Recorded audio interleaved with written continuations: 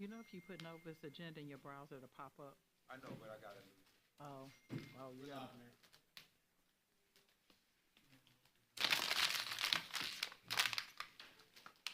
All right. I got to ask you a question later. Good afternoon, everyone. Welcome to our second Tuesday council meeting and work session. On the third Tuesday, we had an exciting time. Several of us in Washington, D.C. for National League of Cities. I'm sure you'll be hearing about that during our council comments. Mr. Clerk, I am going to call this meeting to order. Would you please call the roll? Good afternoon, Mr. Mayor, members of council, and the general public. This is a roll call for the March 19th work session. The Honorable Catherine F. Rao, District 1. Present. The Honorable Carmelita Gums, District 2. Present. The Honorable Helen Z. Willis, District 3. The Honorable J.C. Sebastian, District 4. Present. The Honorable Keosha B. Bell, District 5.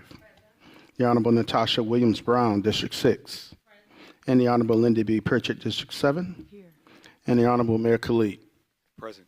Mr. Mayor, you have a quorum. All right, please sound the next item. Next item on the agenda is city manager items. City manager report will be provided by City Manager Sharon D. Subadan.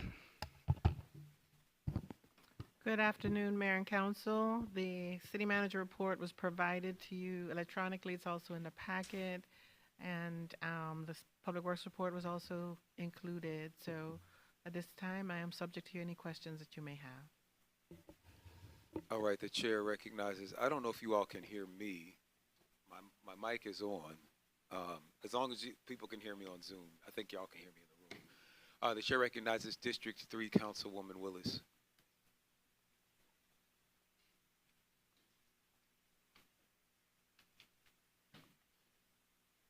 Thank you. Thank you for providing the city manager report, Ms. Subadan. I have a couple of questions. I was reading the budget and I saw on the rental motor vehicle excise tax that we had a 98% difference from the previous year, and that was like a huge difference. Can you answer to why we had such a significant, a 98% decrease in the rental motor vehicle excise tax? Some of these taxes, can you hear me? Yes, I Yeah, can. okay. Some of these taxes are collected at certain times of the year. So for example, you'll notice that the insurance premium tax, majority of it gets collected at a certain time of year and then it trails off. But we can look into it specifically and get back to you just to make sure. Okay, if you can. And then under my public work projects, so it had a notation that it had a star by it, and I looked for the additional information that's applied to the project, and I didn't see it listed. It was for the final design of Walker Mall and Scarborough Road intersection improvement, includes roundabout and sidewalks, acquiring 9 parcels with a fall 2024 construction let date. And that date, it had a star, an asterisk, meaning that it was additional information, and it wasn't any additional information included. So if you could look at that and get back with me if you don't have it now. Sure. Can you tell me the project number? I'm looking at Yes, it. it's OSI 618. Okay, OSI. All right, I'll highlight that. And then there was quite a few of them. The OSI 617 let date, it just said summer of 2024. So let date, I know we approved the eminent domain, which I asked for the information, what was going to be the next step for us improving the contract for the eminent domain parcel acquisition. So I guess this is the next step, the design and then the let date. Is that how that works? I guess we might need to have just like a separate meeting so I can, okay, before I put information out in the community, I want to be able to speak to it. So I'll reach out to you and get on your calendar. And just so that you know, I'm seeking information on OSI 617, OSI 616, OSI 618, OSI 615, and OSI 613, which are the two projects that's going to be together on Stonewall Tell. And these projects have been outstanding as long as I've been on council, and they have had adjusted dates quite a few times, and the community is just a little I won't say they're not impatient, but they're anxious. That's the right word. They're anxious to get these projects in queue. Okay. All right. The next question, I didn't see this in the report, and I would ask if you could have a comprehensive, and thank you for the update you provided me on the pool. I do have that. But if you could give a comprehensive update on where we are with the park and recreation projects. Specifically, I know that we had some carpet theft in several of the parks. And so specifically, I need an update on where we are with getting those lights repaired at the tennis center. Yeah, we're almost done at the Okay. tennis center, but there were other thefts, so we'll circle back and report. Okay. I think it was in my last report, we had a facility, it might be in this report, there's a facility section. Yeah, but it wasn't that's why I saw that, but it wasn't very detailed. Okay, we'll get you something on. And I didn't see anything about the tennis court update. And I guess my question would be, when you get that update, is there any kind of, are the cameras in place to try to catch whoever is doing this? Because this has happened frequently. Well, I don't know if it's happened frequently, but it has happened to us. And so the goal is for us to secure the access to the copper better, as best we can. And the camera project is moving forward. And of course, there's a big section of the camera project on all parks. So we're trying to time things so that we are able to have that information. And so, yes, it has happened frequently. This is about the third time we've had a copper theft at that tennis center. Okay. Prior to you. This is about the third time, but twice prior to you being here. Okay. And so I didn't want us to go through the process of getting those lights repaired and then somebody does it again because we don't have a proper security measures in place. Sure. There is a court, the clay court at the tennis center, and this was ever since last year. That tennis court needs remediation, and the sprinkler system that is supposed to keep that tennis court saturated needs to be repaired. When they did that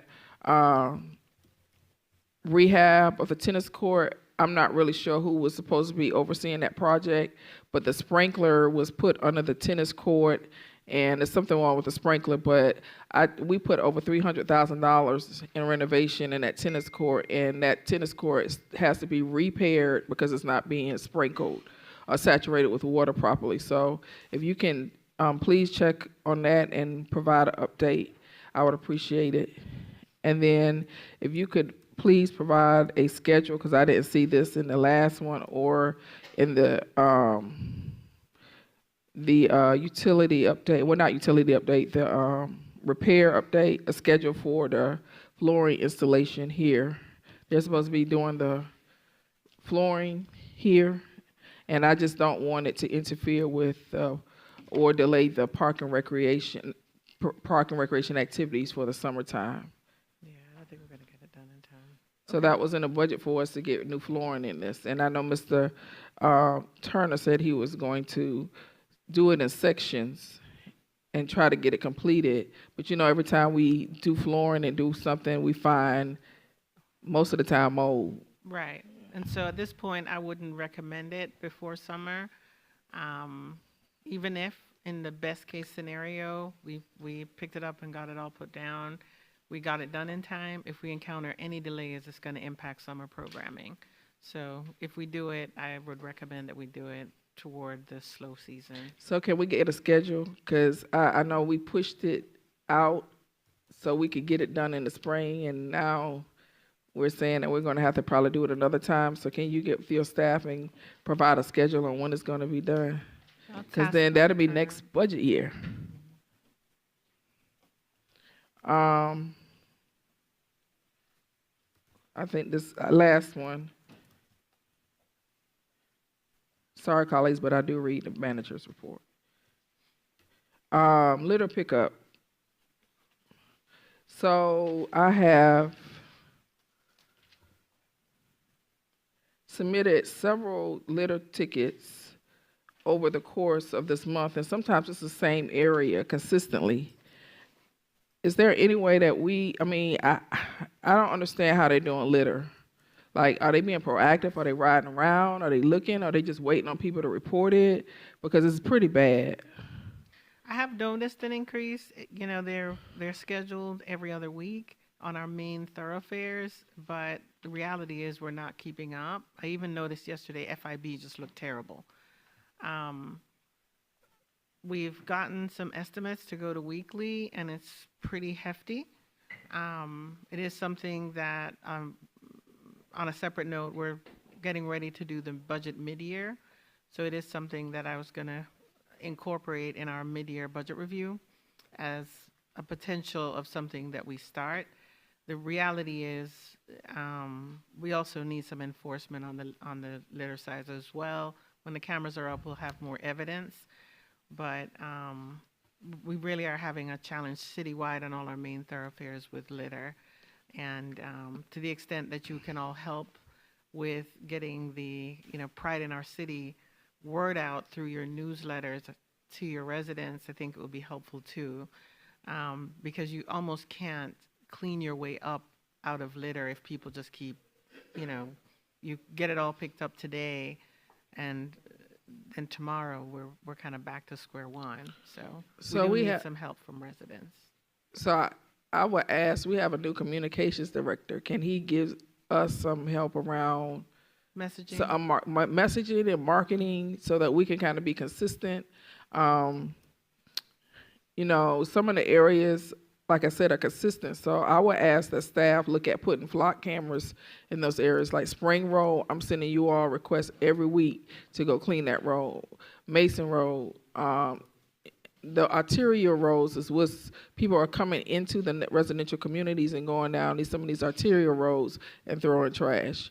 Merck Road and Miles Road, those roads, Union Road, and I actually see people leaving out of the factories on Welcome Mart Road and throwing chicken boxes on the side of the road. So we really do need some flock cameras in those areas so we can catch the violators. That is it for my questions concerning your, so I was just asked we are approaching grass cutting season, and we used to get a schedule on how often they were going to cut grass. So I would just put that on your radar and ask for the next city's manager report, if you can include that information on grass and an update on litter and even an update on the cameras. And lastly, we funded the light study, where we are with getting that funded and what areas we're going to look at for the light study. So the study was complete and was presented, and we funded a portion of implementation. Some of that work is being done, so we can also bring you back an update on that as well. We're working closely with Georgia Power and Greystone on that. Okay. Thank you. I yield.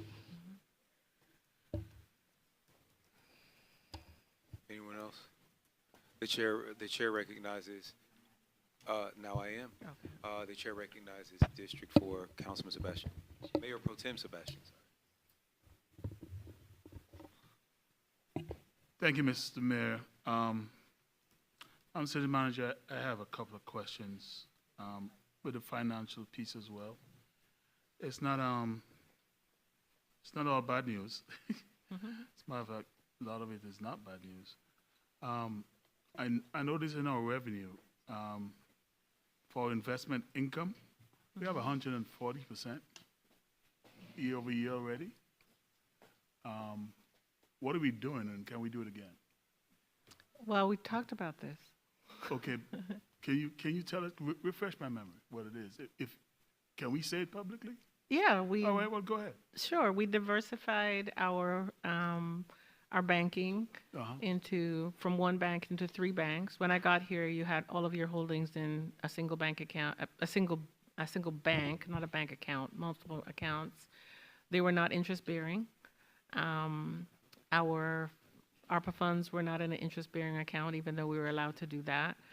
So we diversified. We put our accounts into Georgia Fund 1, which is backed by the state of Georgia. Our largest sums of money that are slow moving were put into those accounts. And we negotiated 2 additional banks. And so we're moving our money, and we've negotiated interest. Since you allowed me to do that starting last year, as of the last calculation, we've collected or raised $4.5 million in interest on the city's funding. Before we go out and spend it, just recognize that all of our projects are coming in significantly higher than planned, but this hedges our expenditure against inflation. Okay, so it's just money movement, basically. It wasn't just money movement. No, I'm trying to understand, not a financier. It was the select money movement Okay. and also picking the right places that all meet state requirements. You can't just put city money anywhere. Obviously, yeah. I Right. know that little piece. Yeah. Yeah. So, but yes, working to figure out what needed to go in the right places. So, in the same category, I noticed our business license is like only at 21%. Is that normal, or are we behind? No, we're good.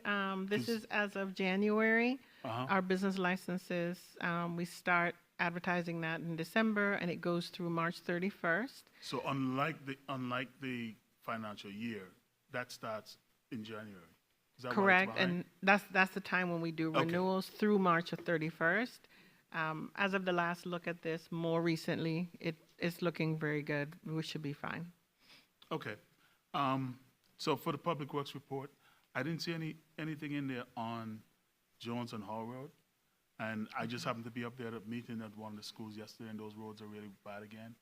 I don't know if I missed it, but they need to be treated again. And also, what's an update on getting those road paved, especially Jones Road? Councilwoman Gums raised 3 roads, and you've raised a couple roads for paving. I have instructed the Public Works Department to get us the design and the cost associated with paving the roads. There is funding in the budget for that. Okay. So I know we last had a discussion with the folks up on Hall Road. Where we had left it, we were supposed to have another conversation with the community to figure out where to go. So I don't want us to be putting out anything saying what we're going to do before we have another conversation with the folks up there. Okay. All right? So however we can help make that happen, I would encourage, whether it's a department or to my office, that we have a conversation with them. Okay? Sure. The last thing, I noticed phase 2 of the camera project was released, and I do not think I see anything in there for Cedar Grove Park again. It's there. I'll look again, but if it's there, thank you. Because I was going to remind us that we're now doing a lot of work to improve that park, and at least in phase 2, it needs to be there. Okay? Absolutely, it's there. All right, thank you.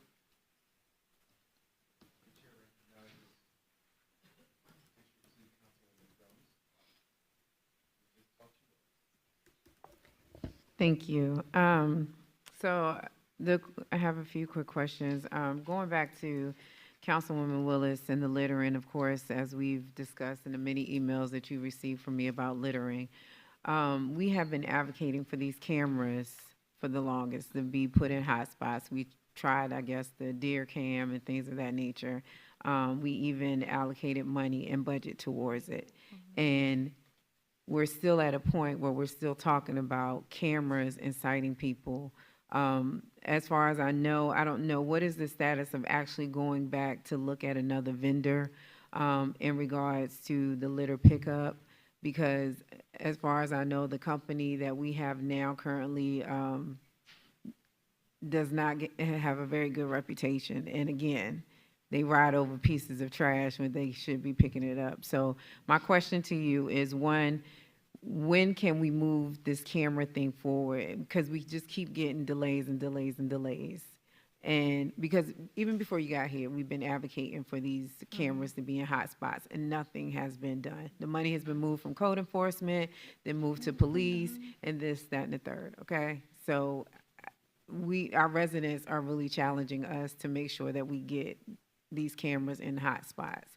I don't know if it's the technology that is a delay in the issue. I'm giving y'all some excuses, but I'm just saying we need to figure out how we can get these cameras. And again, the status, are we going to rebid out the RFP or something for cameras? No, for trash. So I have asked procurement to establish something to get an estimate.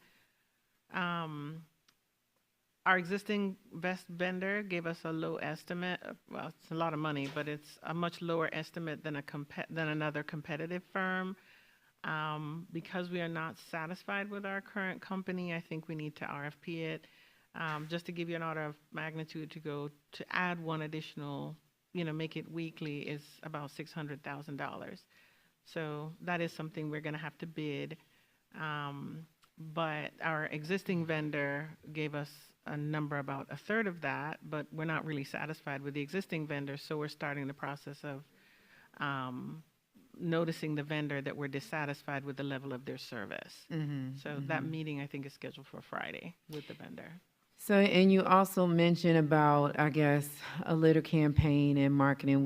We've done that. We've, even used money out of our budgets to put billboards up. We've gone to the schools. I'm trying to figure out how we can be more creative to get people to really figure out stop trash other than hitting them in the pockets. Now, we talked about a program where I think it was maybe a good neighbor, a snitch on your neighbor type of program, where they're incentivized to stop people from littering by getting maybe a $25 coupon or a discount or something. So I'm just trying to figure out, because they do it in other states and in other countries where they really penalize people for littering. We have the signs up, but we have no way of catching them. So if marketing, well, not marketing, but communications can come up with a more robust campaign, I think we're almost at our wits' end in regards to that. Also, too, the striping of Wolf Creek Amphitheater. Where are we? Because nobody hasn't followed up and told me about the parking lot. Yeah, I did follow up. We are not able to stripe that parking lot. It is not in good enough condition to be able to stripe it, so we are going to have to repave it. We are going to be bringing that next week. It is about $1 million for us to repave because the condition of the pavement doesn't lend itself to be able to be striped, but we think it's going to be a worthwhile investment. We are intending to modify our E.R. Snell contract that's currently doing road resurfacing for adding that service, and they have given us the quote. So that'll be on next week's agenda, and they believe they can mobilize in about 2 weeks after they get approval. So our goal is to try to have it done timely. So you see a perplexed look on my face. How did we get from striping and then we moved to $1 million paving? Because it's in just too bad of a shape. You can't. But shouldn't it have been evaluated before? Because that's what. I wasn't here when you were told it could just be striped, but when we brought the vendor out and they really evaluated the condition, and it's in bad shape. I mean, it's. I mean, we knew that, but we Yeah. were told that it was going to be striped, that it needed to be striped. Yeah. Okay. But I mean, it can be done, and it can be done timely, and we found a contractual mechanism to do it. We've identified the funding to do it, and the vendor is very cooperative, and they said they can turn it around for us in pretty decent time. And And we'll estimated have timeline on that again? They said they can mobilize within about 2 weeks after getting the contract amendment, and I'm bringing a contract amendment to the council next week. Okay. And I didn't get that information.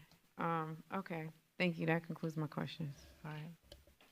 The chair recognizes, I believe, District 7 Councilman. I'm going to need you to keep that up. Thank you, because I'm just having, oh, no, I don't, but that's fine. The chair recognizes District 7 Councilwoman.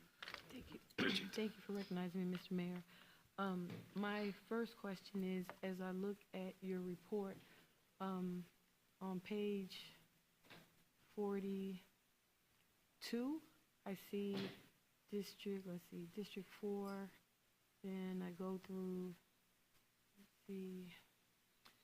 page 43, I see District 5, and then page 44 starts talking about Jackson Music site, and I don't see anywhere here that there's any update or anything in reference to District 7 and Jackson Music stores in District 7. It is in District 7. Okay. So we failed to put District 7 above Matt Jackson Music. My apologies. So, in regards to what the councilwomen have been talking about related to litter, when we had, I believe it was a retreat, and I asked if money can be placed in the budget, it was one of my priorities, so that we can look at larger trash receptacles and for them to be placed around the city. Can we do that? We can. We would have to, it's not just a matter of placing them. Obviously, we have to have a schedule for emptying them. So that can be done. What would be helpful is to kind of get feedback on where you think there would make the most sense for us to do that. And Public Works can also help us with that. But yes, that can be done, and there is money in the budget for it. Okay. And then, what I don't see here, because I guess District 7 wasn't written in here, is details on the fire station, that the land was closed on for the fire station that'll go on Oakley Industrial in District 7, and any details related to how that will progress, or? Well, we're a little ways out. We acquired the land. We will have to come back in the budget and talk about fire stations and priorities with fire stations. And it's a two-pronged approach, right? You got to build it, but then you got to staff it. And I think it's about 32 persons to staff a station, and then several $1 million to buy apparatus.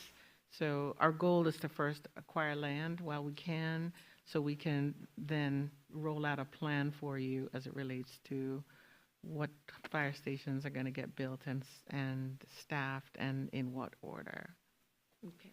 And my last question is about, I believe at one of my town hall meetings, Mr. Valenzuela updated the community in Melanie Manor about some speed bumps.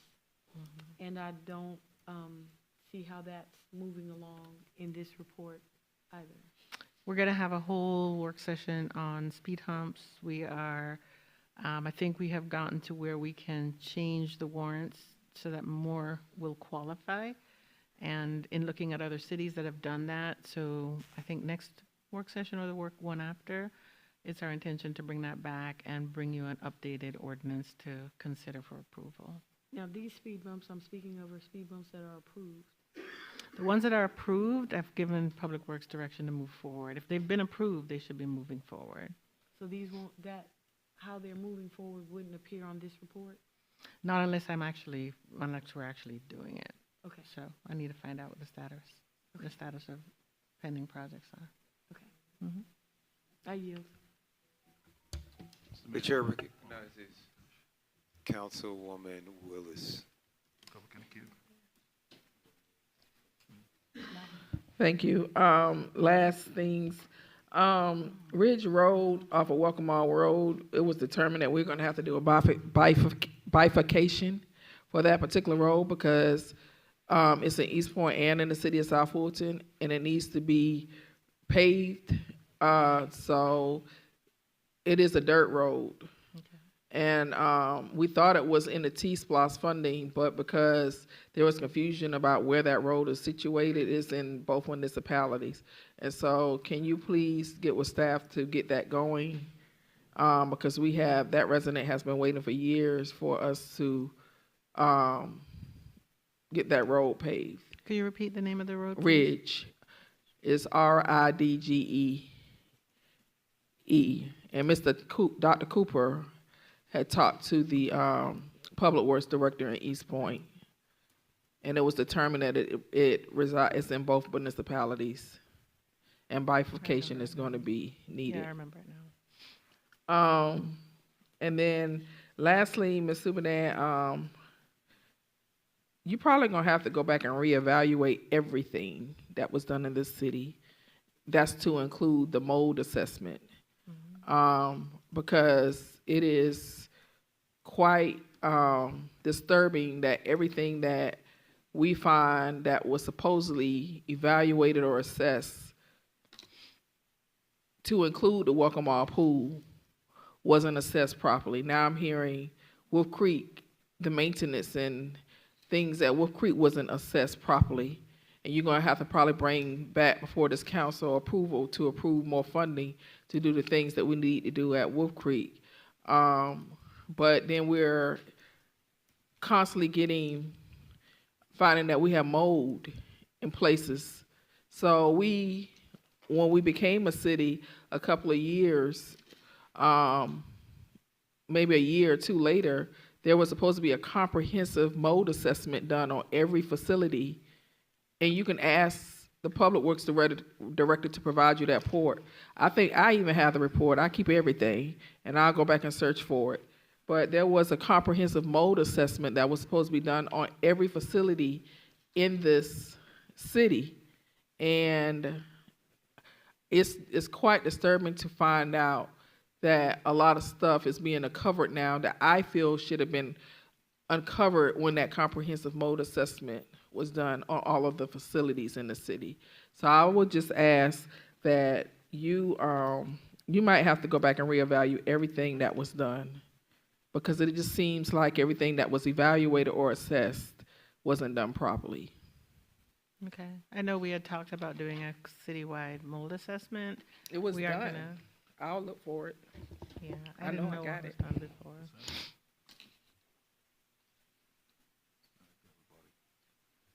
The chair recognizes District 4 Councilman and Mayor Pro Tem Sebastian. Thank you, Mr. Mayor.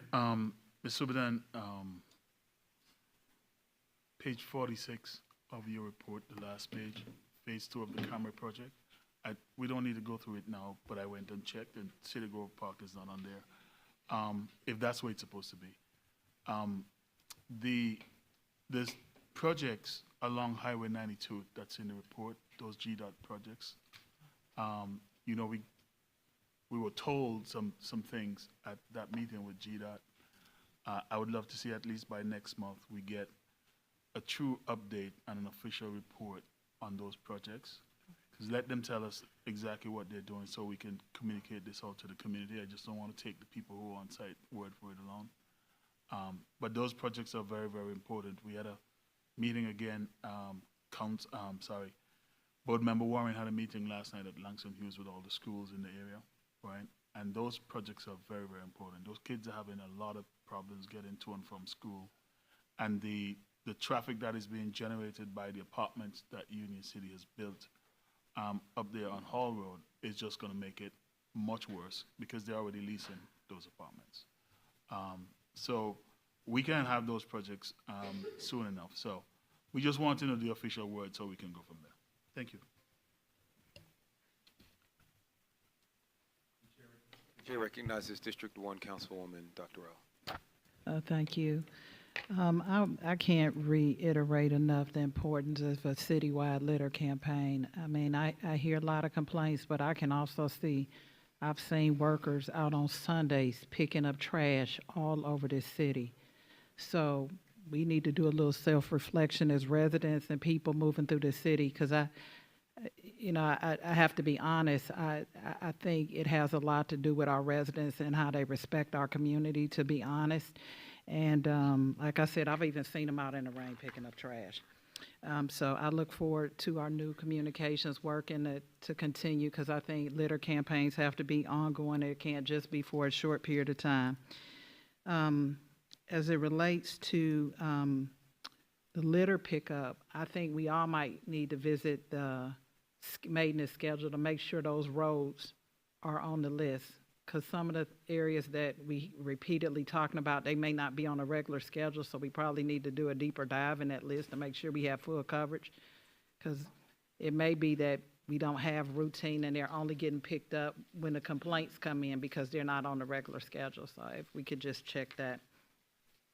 And one of the things that, as it relates to workout equipment, I think this is for Trammell Crow, and I can't remember which park in District 4, but one of the things we got feedback on last year was that in the heat of the summer, it is very hot, and so they can barely touch that equipment.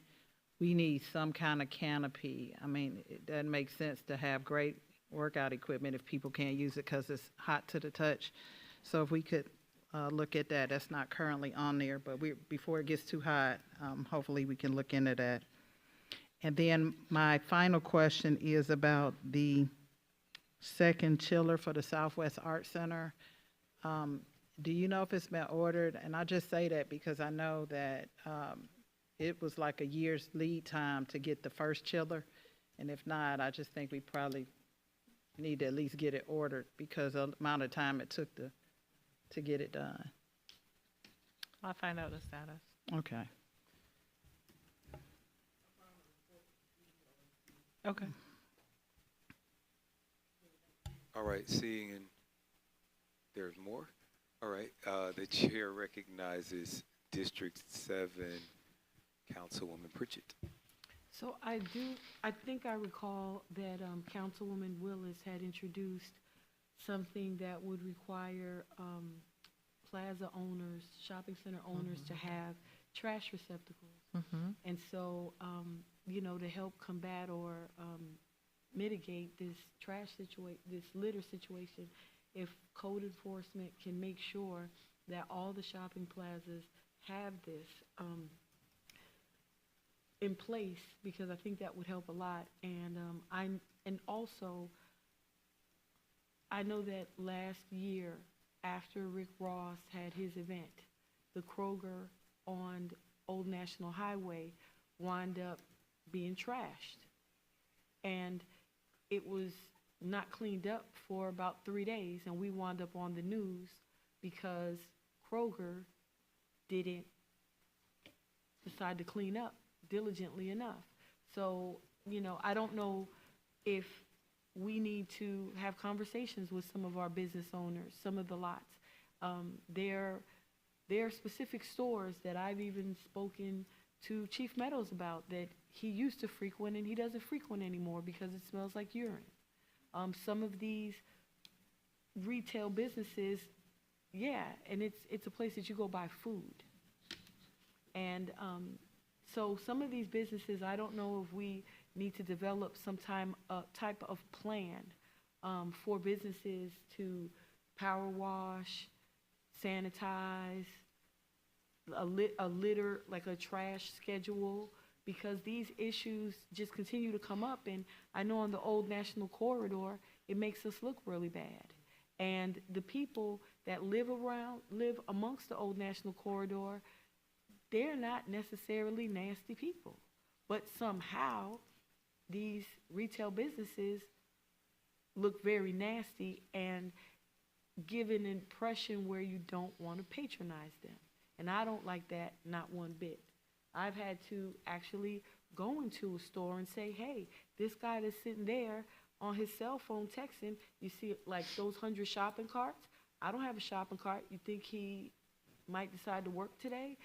Just little things that we take for granted, but they create a bad impression of a city that we work so hard to try to improve our image. And then also to add on to that, we're back on campaign season. Now, an ordinance was put in place before I got here but I adhered to it. And so I really have a problem when I see people that are running for the state and in the county and other seats having their signage in the right of way. If you're watching, your sign does not belong in the right of way. It is called illegal campaign sign. And I personally don't feel like having to see, click, fix 20, 30, and 40 signs. I also wonder if I see it, does code enforcement see it? Because the people see it.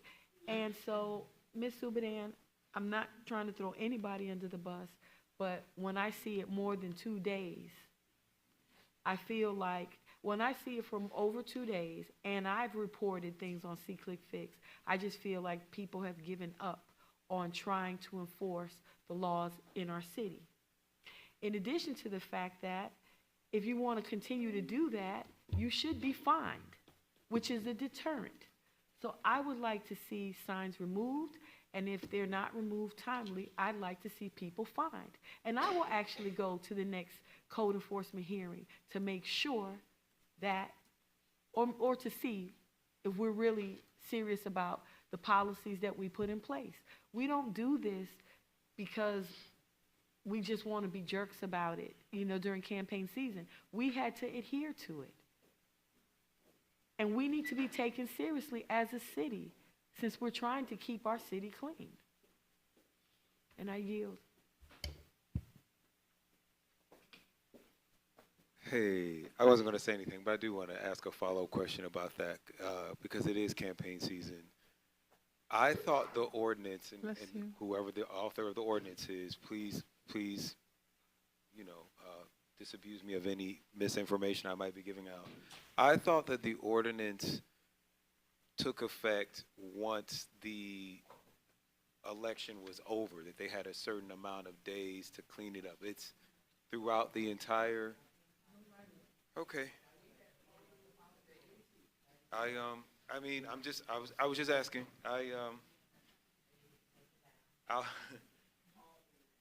It sounds like council is in agreement with that. I hear that it's the law. I will just say I wish that it wasn't.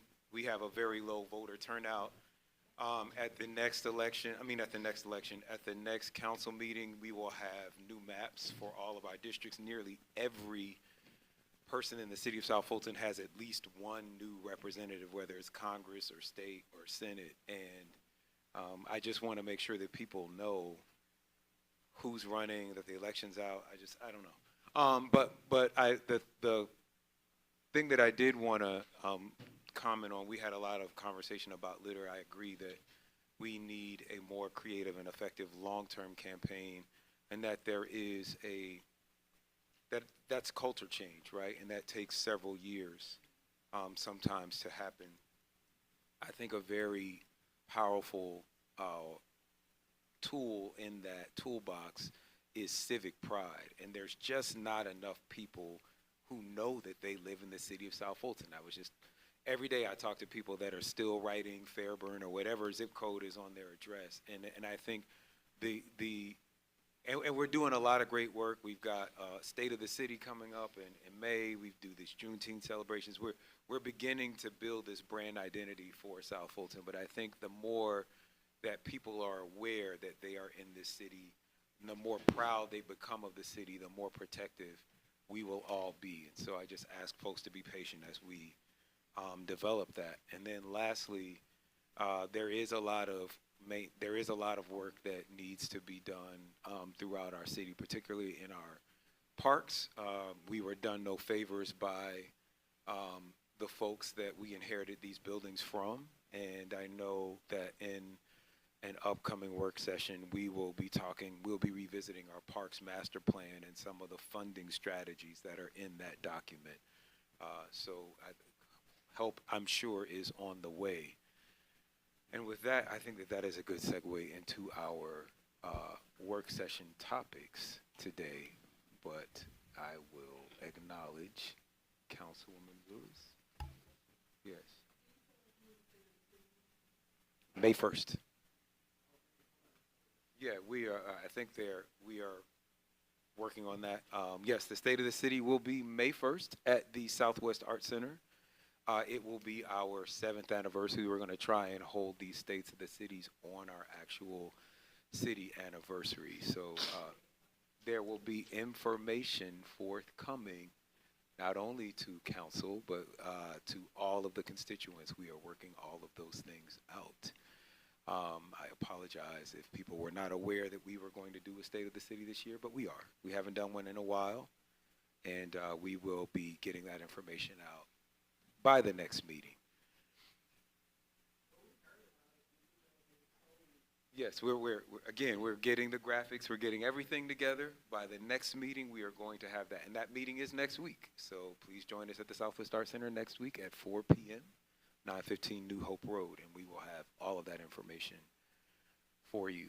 There will also be emails forthcoming. We were a little distracted by events at the down at the Gold Dome this week. We were supposed to get that out this week, but some, other things took priority, so it is coming.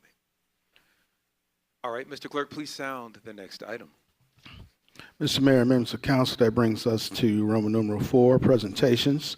The first presentation is a discussion item regarding fees. This will be presented by Dr. Mark Cooper, Assistant City Manager.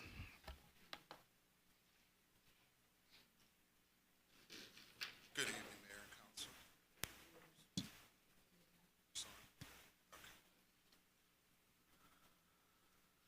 I know this has been a long time coming, so we're going to make this very brief.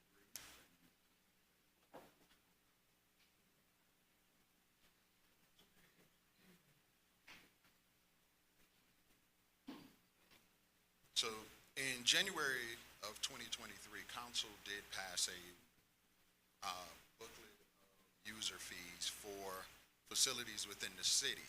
I know through several council meetings since CM Subadan and I have been here that we've heard different questions about different fees and different things that are being charged. So staff and I went through the entire booklet of fees, and these fees that are being presented for specific departments are the ones that basically needed to be changed based on the comparative that was done with each of these fees or each of these categories. So when we look at the big ones with parks and recreation, that's the first, sorry, I have to take my glasses off to read screens and put them back on to read paper. When we look at Parks and Recs, the first category of fees that we're looking at is our annual passes. And we looked at comparable cities around, such as Atlanta, College Park, Clayton County. And those fees per Director Turner should be adjusted accordingly to kind of put us in a competitive nature with the rest of the cities around. Where you see no comparative, basically that city or those cities that we looked at did not have a comparative category for that particular fee, although many of them did reduce. We have our annual passes in the beginning. We have our monthly family passes, which is the next category. And then you have a monthly pass for resident and non-resident. So those fees we are requesting to be, or recommending that they be adjusted accordingly. Next slide, Corey. The next, we have our daily user fees for seniors. Now, the biggest item there, I know that we had someone complain that senior fees were extremely high. However, we don't charge seniors. However, one of the things that Parks and Recs and I did discuss is actually changing the age. We would recommend changing the age for seniors from 65 plus to 55 plus, which would actually open up our Parks and Recreation and our facilities to a broader use and a broader number of people by reducing that age to 55 plus. One of the other major items that we see is we actually charge a daily use fee for veterans of $2, nominal fee, but in discussions with Parks and Recs and others, we decided that we would recommend that we would not charge our veterans just as we would not charge our seniors. Next, we have our CDRA fees, which Again, there are a number of fees that are being proposed for change, as well as some fees that are being removed and collapsed into others. So when we look at, we have our zoning certification letters, Tier 1 and Tier 2, which is comparable to cities with Atlanta, College Park, and others. Future land use map amendments. We are talking about removing other fees, but those things are collapsed into the fees that you would see above, basically making them all-encompassing. The last three categories are replacing fees from adult entertainment and just calling it one big category of sexually oriented businesses. And those fees would be, are recommended as follows. And the last one I did not get is the business permit application fee. We do have to get some information more from PD before we make a recommendation on that one. Next are basically our fire rescue fees. And a number of these fees are to basically help just offset some of the costs for fire. Definitely not to replace any costs, but to actually put us in line with other fire utilities around the city and the different counties, because we do have ours city, and then we had to look at certain counties. The bottom fee, which is the other fees, are for our apparatus fees for filming and different things, and those things are based on FEMA guidelines. Those are not fees that we just looked at, or even other cities. These are what FEMA basically has stated should be the guidelines for the city in order for us to maintain what we do. So when you look at the fire apparatus standby for Class A pumper, that's someone that has to be on staff and on site with filming and different things of that nature. So we're looking at a 4-hour minimum at $240 an hour, which would be charged to the filming for that. The last category we have, within the fee structure, council also passed a litany of fees for Wolf Creek Amphitheater. And what we are requesting is that council look at repealing those rates that were approved, because what we would want to do is bring a separate a la carte rate package for Wolf Creek to bring that to council. We think that would be more beneficial for the city to help us, again, offset some of the cost for Wolf Creek and to move it forward. And the last thing I put in the presentation were actually the fees for council review that were approved for Wolf Creek Amphitheater. At that point, I'm open to your questions.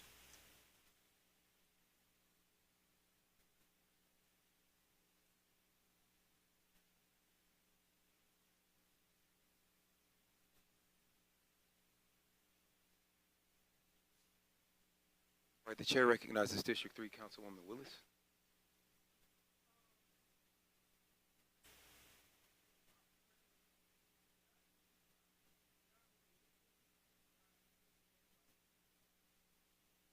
That was not one that was recommended to be changed.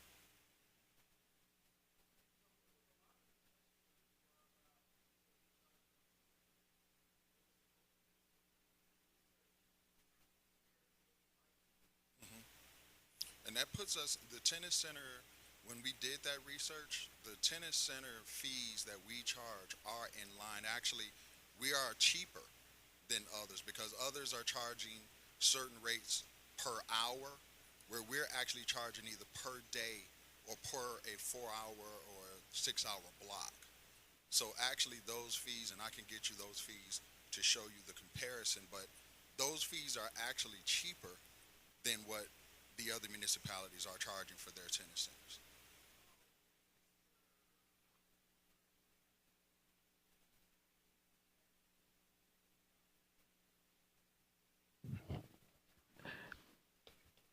What's the guy that's at the tennis center now, that's running the tennis center, that's helping us? Is it Herb? Mr. Herb was supposed to help with the research, and from my understanding, they sent the research to you, but I've never seen it. And so I want to see the research, the comparative, because we really got beat up on what we are charging for people to pay to use the tennis center and to have tournaments. And so that was, I know, over 6 months ago. And Mr. Herb said he submitted that information over to you all. That was the information that we were looking at, but I will provide that to you. Okay, can I get it tomorrow? Because you all had it. Sure, I should. Okay. The other thing is with the Wolf Creek Amphitheater, what I want to make sure that we look at is preventing people from renting that amphitheater under false pretenses. What I mean is renting the amphitheater for one reason and then they actually are having a full-fledged concert. Like, we're not the only city that has an amphitheater. And we don't have to recreate the wheel, but if we could just look at the best practices of other cities, not only in Metro Atlanta, but I know Atlanta has them, Stockbridge has them, and it's doing very well. Mableton has it, it's run by the county. Several people have amphitheaters, and I just recall a situation where a person rented an amphitheater, paid $10,000, and then went on the radio and advertised they were doing a full-fledged concert there. And that's one of the reasons why we're asking for that repeal, because under the current process, that's what it is. It's $10,000, and basically they pay it, they do what they do at the amphitheater. So that's one of the reasons why we're asking for an appeal, so we can bring that a la carte package back to council, so we can kind of prevent some of those things. I mean, a lot of that is addressed in the user agreements that you would write up with them, but as it stands right now, there are no user agreements except for the fact that if you pay the fee, you use the amphitheater. Okay, so I think when we incurred the amphitheater, we lacked expertise and experience in that area, and that should have never been done. When you talk about having a full-fledged concert, you got to have security plan, vending, ticketing, all of that into play. So we need to repeal that ASAP. And how soon can you all bring a recommendation back to us on how we should handle that main attraction in our city? Well, we're already in the process of working on it. We got a lot of the information that we need. Our Wolf Creek manager, who just came on with us some months ago, have been diligently working, pulling all that information, visiting other amphitheaters and talking to the individuals that run those, so we can bring that comprehensive back. I would gauge to say by the second meeting in April, we can have that for you. So would you recommend that we bring the repeal back by next council meeting, which will be next week, to prohibit anyone from doing that? Because that's a huge liability. Yes, it would be my recommendation that we look at the entire rate package for the next council meeting. That's what the idea was, to bring the whole thing back with the repeal of Wolf Creek to the next council meeting. All right, thank you. I yield.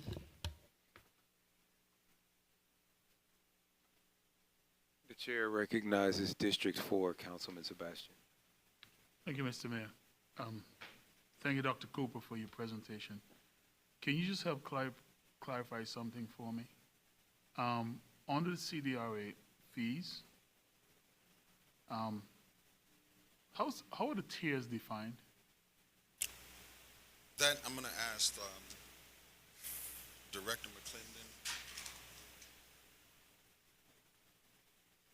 Thank you, Reggie. And are they new, the tiers? Are they new? Uh-huh. They are, and these are tiers of zoning certification letters.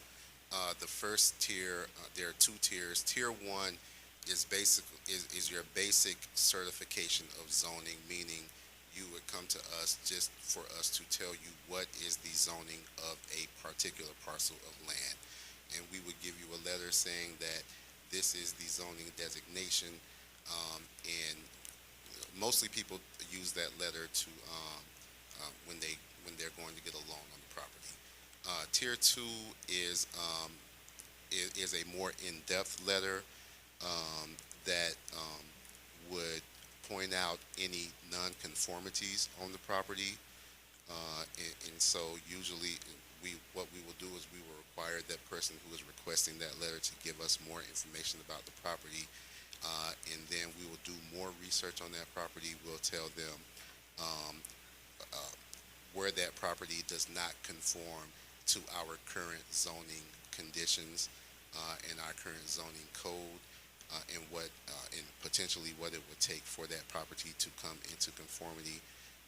And that way they'll know how they would need to go forward with developing that property if they were looking to redevelop it. So it looks like items here on the CDR 1, 2, and 3 are new categories, and 4 to 7 were folded into the first 3. Yes. Okay, Yes, sir, I'm sorry. thank you.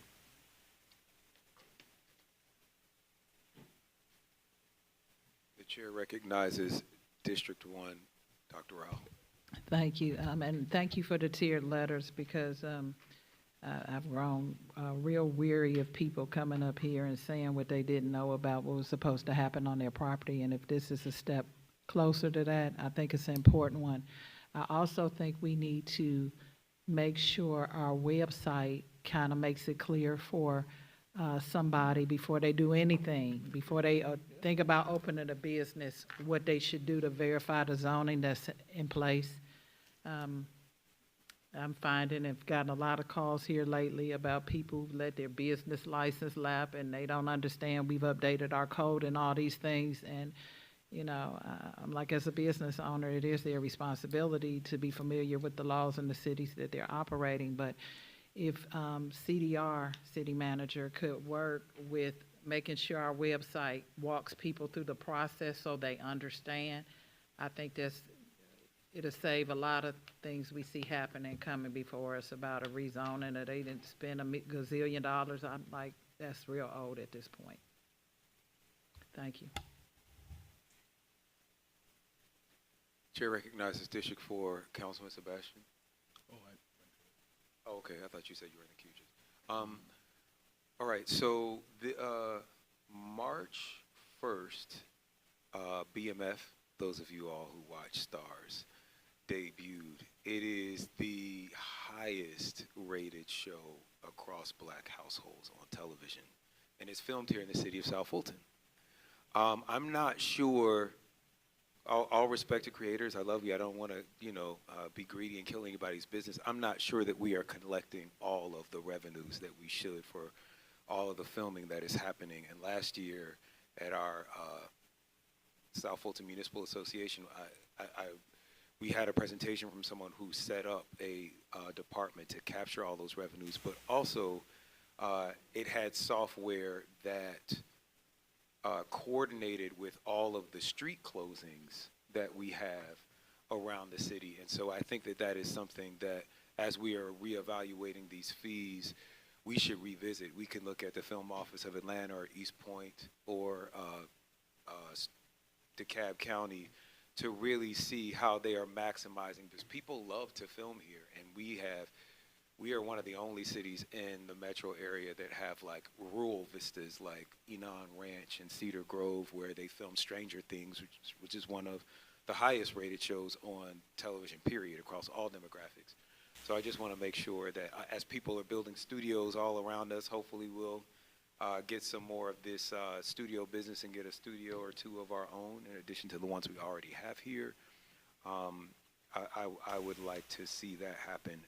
And then just to piggyback off of Councilwoman Willis's comments about Wolf Creek, I don't know that we are still yet technically ready when people are coming asking information about concerts. We are not able to give what's called like a promoter's package, which just gives all the technical specifics about Wolf Creek and what, I come out of that business. I know people who've inquired about that. And so just making sure that we're able to maximize the revenues at Wolf Creek would probably also help if our lots were paved and striped.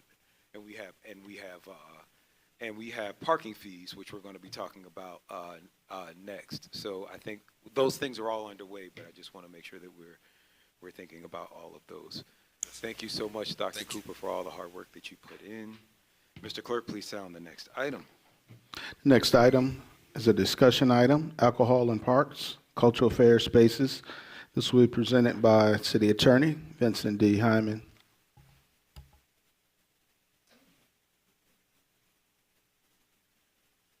So you all have, we've been circling around this for some time. I'm glad that we are actually able to have this discussion as summer is quickly approaching.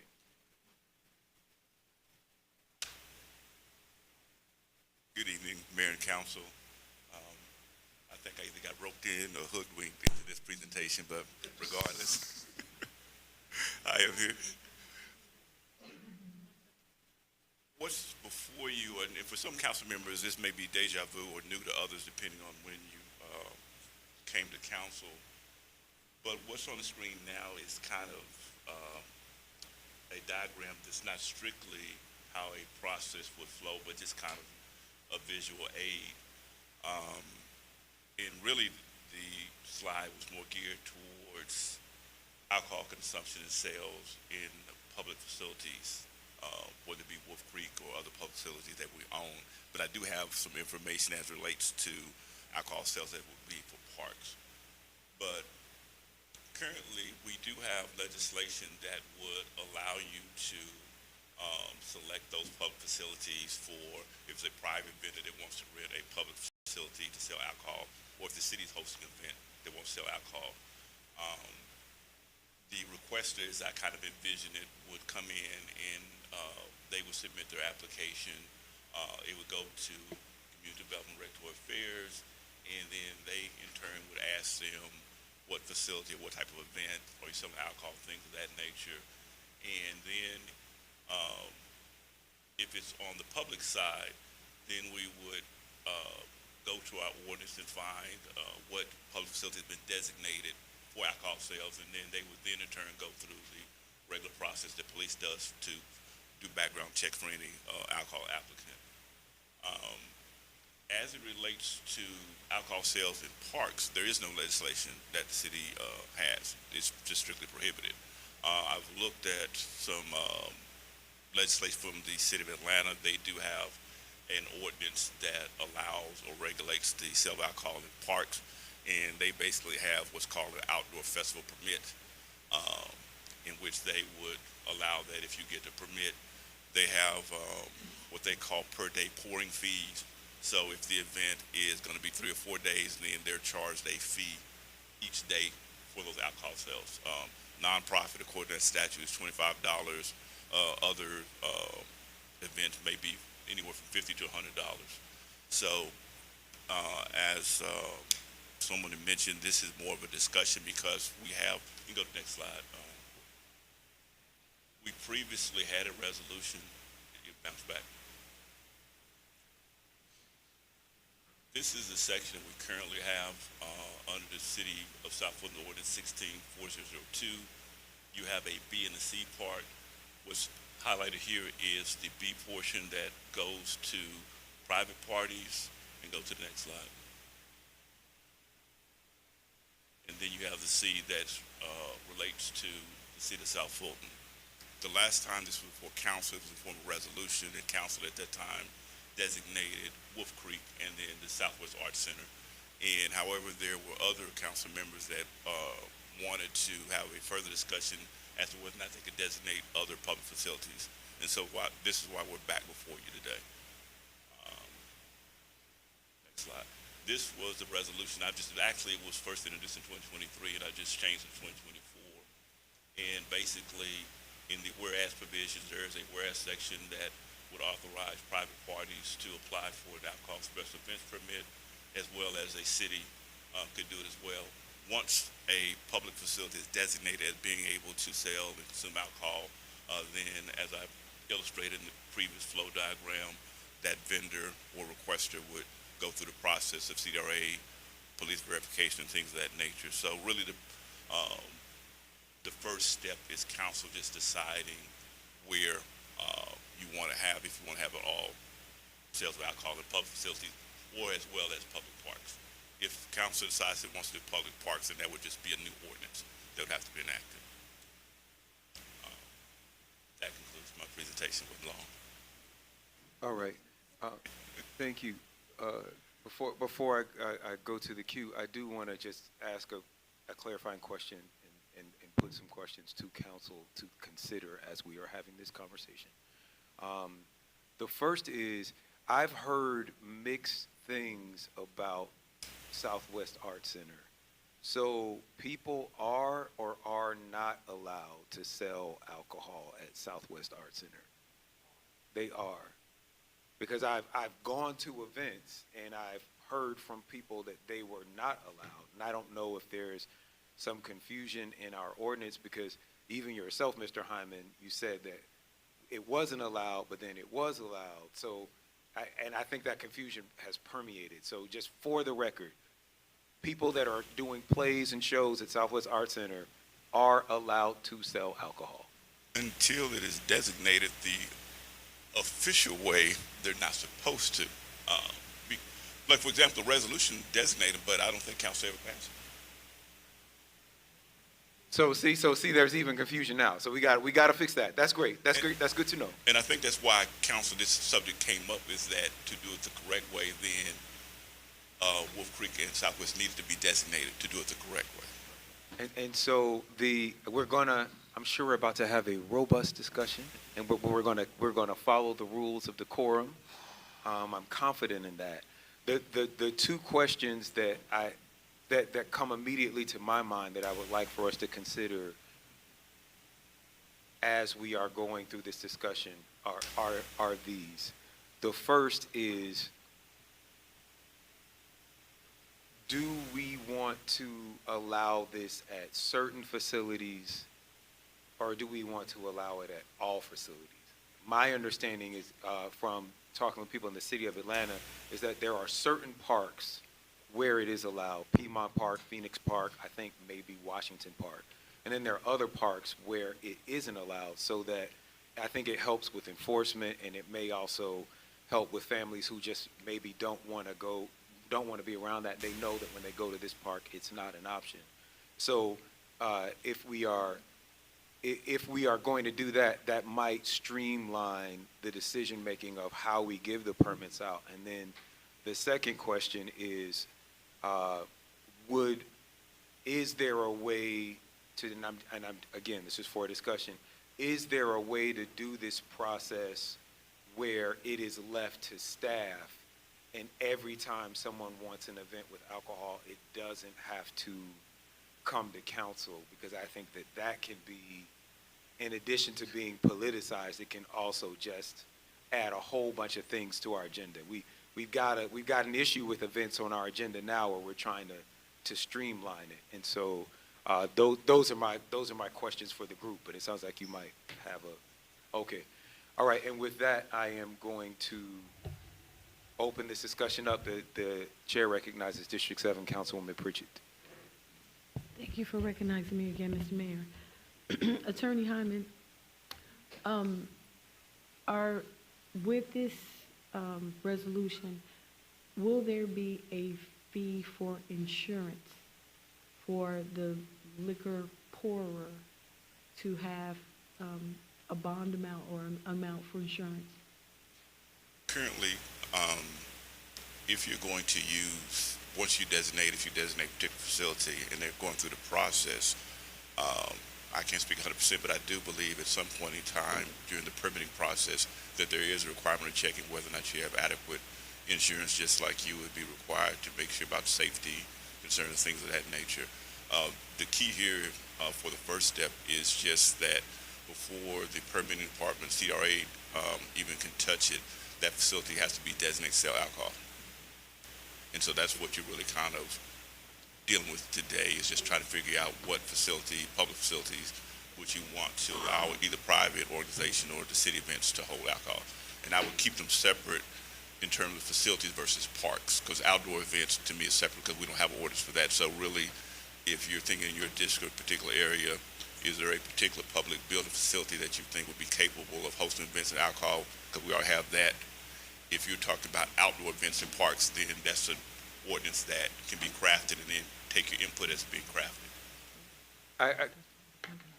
I think, though, to Councilwoman Pritchett's question, anytime we're serving alcohol and people may or may not leave one of our facilities intoxicated, we want to make sure that we are indemnified from the risk of that. And so if they are carrying additional insurance, like, and maybe Chief Meadows, you have some thoughts about when we do offer that. I can What clarify are the my safeguards? I can clarify my Yeah. question. I get your question, and I think part of the process of routing that at some point in time as part of the process, it would go through risk management to determine the appropriate bonding or insurance requirements. So, I know that alcohol was served at Wolf Creek last year, and I believe it was served by a business that does have, or several businesses that currently have liquor licenses within our city, and they have their requirements. However, the difference in this, I understand what you're saying, is two different things, allowing the venues to have it, but Wolf Creek had alcohol sales several times during the last year cycle. And I don't, however, now we're talking about not just businesses, you're talking about people saying, hey, I want to have liquor, or I want to pour or serve liquor at an event like a park or something like that. Recently, someone wanted to have alcohol at an event, and they were instructed to go get fingerprinted, go through the whole process to get a liquor license. But I really don't understand how someone can obtain a liquor license without actually being a restaurant or a brick and mortar, that type of thing. So that's one thing. Another thing is, if we do go down in this direction, I would like to see in any situation like this, where it's a private entity versus a business that already has a business license, I would like to see police presence, or them required to have to pay a police personnel to be on site, so that we can ensure safety and stuff like that. So I think we're talking about like 3 different things, because we have businesses that have, like, they're food trucks that some businesses in Atlanta have. You'll go there to eat, but while you're waiting, Atlanta Breakfast Club, while you're waiting, the food truck serves mimosas. And that happens actually in the city of South Fulton too. So we have to look at the food trucks, the businesses that have liquor licenses, then this individual thing about pouring or open containers. I know that people were very upset last year about Wolf Creek bringing, glass, but they didn't understand that when glass breaks, it's a weapon, and that's really, from the risk management side of things, that's what I believe was the concern, not trying to tell people what to do and how to party. So I yield with that. All right, the chair recognizes District 1, Councilwoman Dr. Rao. I guess I'm confused, because I remember we had a whole long discussion on this, and we got to the point where we said that we were moving forward, so I'm perplexed that this is not passed. I don't know, we just talked all night and forgot to vote. Oh, you're clarifying we did vote? Or, okay. Yes. Oh, go ahead. So it is true. We brought it because we recognized it as a cleanup item Okay.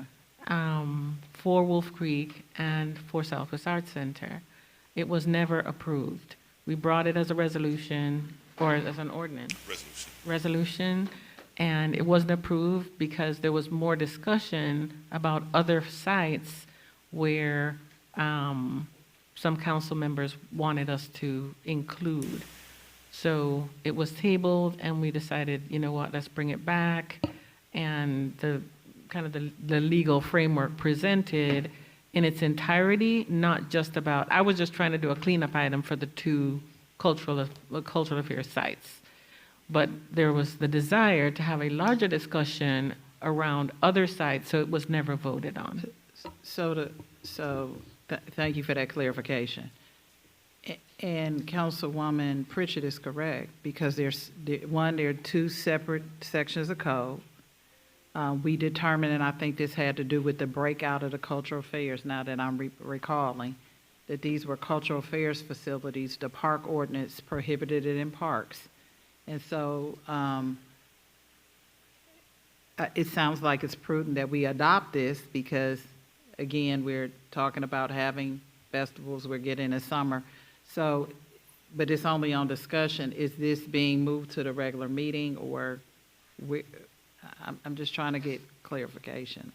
If we're doing cleanup. I think we're having discussion. So we said that we wanted to do it at these two places. That's the first part. Do we want to do it anywhere else? That's the first part. And then the second part is, even where we said we wanted to do it, I'm not sure we've clearly outlined the regulation around it or the process. Some of that will be a city manager, like how we operationalize it, but I think that they need a little bit more from us on what we want it to look like. Right, so I'm clear. I'm saying that this is separate and apart because they're in different parts of code. Like he said, in parks is currently prohibited, period. And I think the discussion, when we broke away the two departments, those were cultural affairs departments, if I recall. We talked about that these are cultural facilities. And again, I didn't realize, I know we talked about other facilities, but I didn't realize we didn't pass this. So this, to me, needs to happen as per the recommendation of the city manager, so we're operating in a way that's... Well, just as a follow-up, Madam City Manager, is there something that's specific is there some detail that you need from us to turn this into legislation? Is there any sort of operational procedural question about how to make this happen at Wolf Creek or how to make it happen at Southwest Arts Center? Staff can do that. Resolution needs We to just be have to passed. adopt Just the resolution, there's nothing else. On those two, Okay. because the attorney's standing. Yeah, he just Yeah, those updated two. it. He showed us the update. You have the resolution already drafted. It's just a question of whether or not you want to add any other public facilities to it. Well, can we add other public I don't facilities think to it if they're in two different things of code, or do you need two separate resolutions? There's a difference between parks and public facilities. Right. This is dealing with public facilities, i.e. Wolf Creek and Southwest Arts Center. And if my recollection was correct, there were some council members that were interested in seeing whether or not other public facilities in their district could have alcohol. That was my recollection. What can you say what are examples of other public facilities? Anything that we own that's a public building that's not a park. I mean, I don't know where Okay. those all Got it. facilities A are. building that's not a park. Got it. Right. Got it. We're gonna go back to the queue. The chair recognizes District 6 Councilwoman Natasha Williams-Brown. Thank you, Mayor. I think the only question that I have in regards to this, and Chief Meadows, this may be something that you can speak to. Alcohol is very broad, but there is a very marked difference between beer and wine and spirits. And so when we're saying alcohol, but what specifically are we saying? Because, beer and wine is going to affects people differently than, Maker's Mark and Grey Goose in 1800. And so, people, people act differently. I mean, this is just the reality, that people, the amount you have to consume to become intoxicated is a lot less if we're talking about spirits than we may be talking about beer and wine, depending on people's tolerance, chemistry, DNA, blah, blah, blah.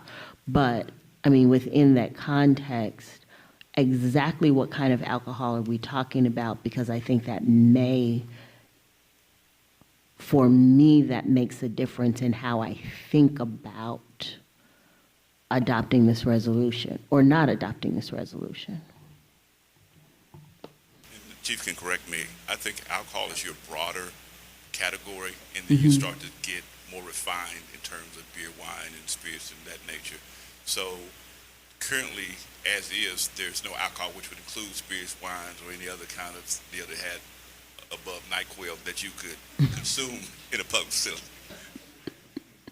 So, Right, but you know, NyQuil in the right hands, people are creative. I remember when it's 25%. Yeah. Let's walk in a little reality. People are very creative. So then, Chief Meadows, would you have a recommendation along those lines about the specific type of alcohol that would be the most appropriate, considering liability issues and risk? Well, I'll leave the liability issues with the city attorney, but normally when we give special events permits, it includes the whole broad spectrum. It's alcohol, beer, wine, and so forth. Now, you do have some organizations that will come in and specifically ask for beer and wine. And so, and we don't take issue with that at all. Certainly some of the beer and wine alcohol permits are, I believe they're less expensive. They're a little less expensive than the alcohol permits, but certainly we don't object to either one. Thank you.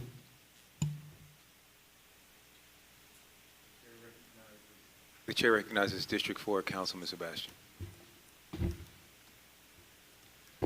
Thank you, Mr. Mayor. I recall from our previous discussion that we had some chatter around bottles, especially at Wolf Creek. And if the use of bottles is a policy that is Wolf Creek based versus if we are adopting this particular resolution, there's nothing in here about container types at all to public facilities. How would we handle, is that just local policy? Because what I'm afraid of is that people see this and it has no clarification or mention of the type of containers. Right. And they're thinking they have the right to bring any container that they want into facilities because it's not spelled out here. So part of our approval process extends to risk management. Eric Runyon, he'll sit down and review the vendor's insurance and the city's insurance. And it's my understanding our carrier would not carry us for any alcohol-related events. So it becomes extremely important for us to try to mitigate certain circumstances. And so to that end, we've adopted an internal policy where no glass will be allowed under those circumstances. And so we would prefer to continue along those lines because it's not necessarily that the glass bottle would be used as a weapon. It could break and someone could cut their foot on it. And there's still some extension to that liability. And so what we're trying to do is mitigate as many of those circumstances as we possibly can. So making that a part of the basic resolution, because we're talking about now our facilities that we own. If the park rules are part of that,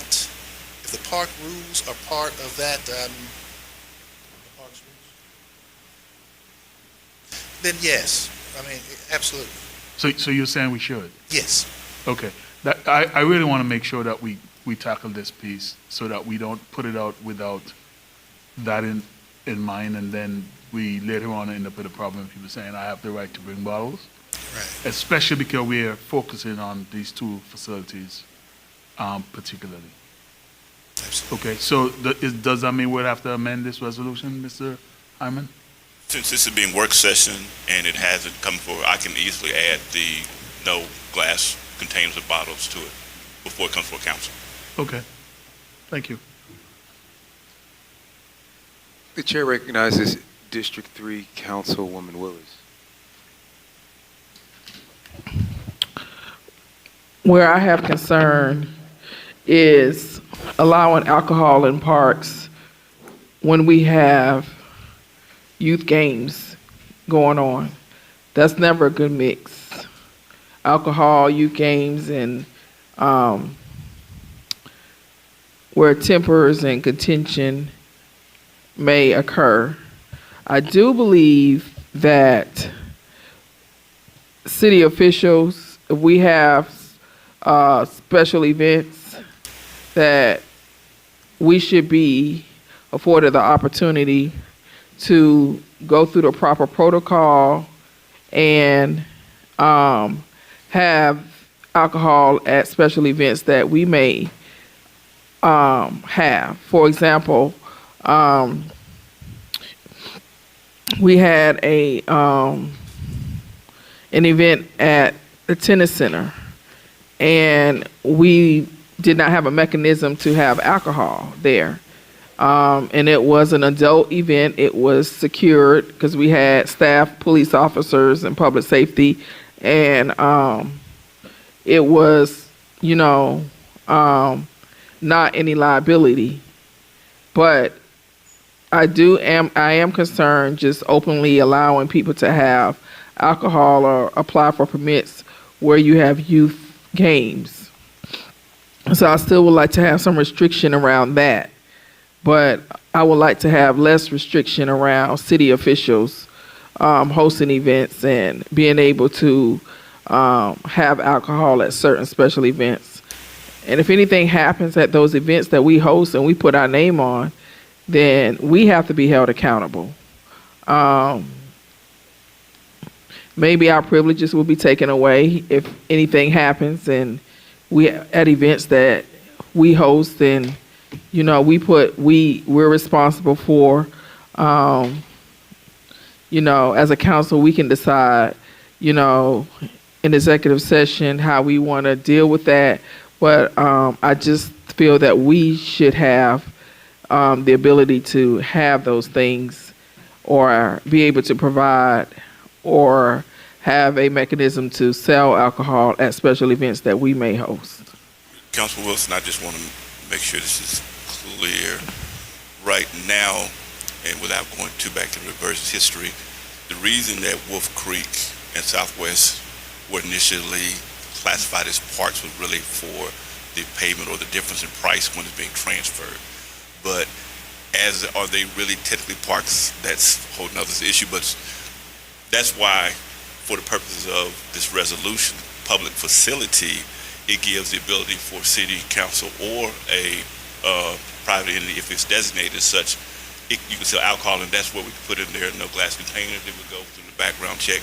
But now if you're talking about something like a tennis center or actual park, then we'd have to do the ordinance and then have to put provisions as to when alcohol could be sold and under what circumstances, as you mentioned. So if you're talking about like a tennis center or a true park, then we'd have to bring an ordinance together separate from this resolution. Okay, so right now, we're just dealing with public facilities. And just having a discussion about whether or not anybody wanted alcohol in parks, and if you did, it'd be a separate ordinance.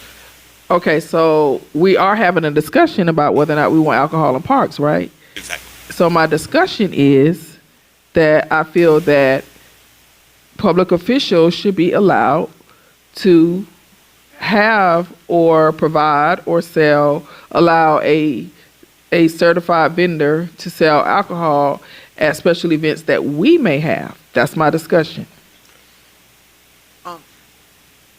Can I ask a question?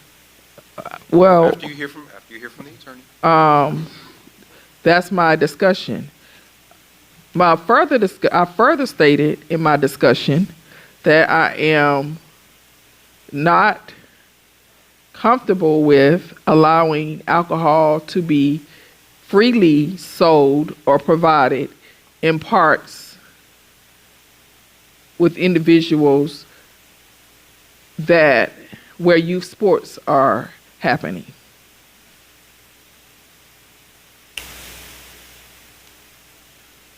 So whatever resolution or orders that needs to be, that is my discussion and what I'm asking and what I'm offering.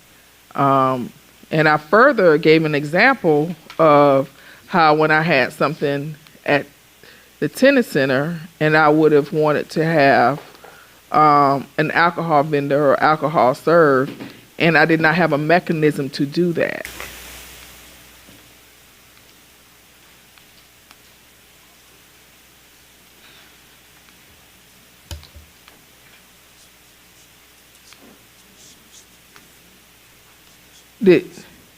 And I guess my question would be to you or Chief, do you all understand what I'm saying? Am I asking for something that's not? I'm jotting down your request, and that would take the form of an ordinance as it relates to alcohol sales in parks. Yeah. So my question is, if I wanted to have an event at the tennis center, what's the thing we had? A social, every girl shine social. And I wanted to have wine, not necessarily sold, but, you know, sponsor a vendor or whatever, or somebody sponsor a vendor to come and serve wine.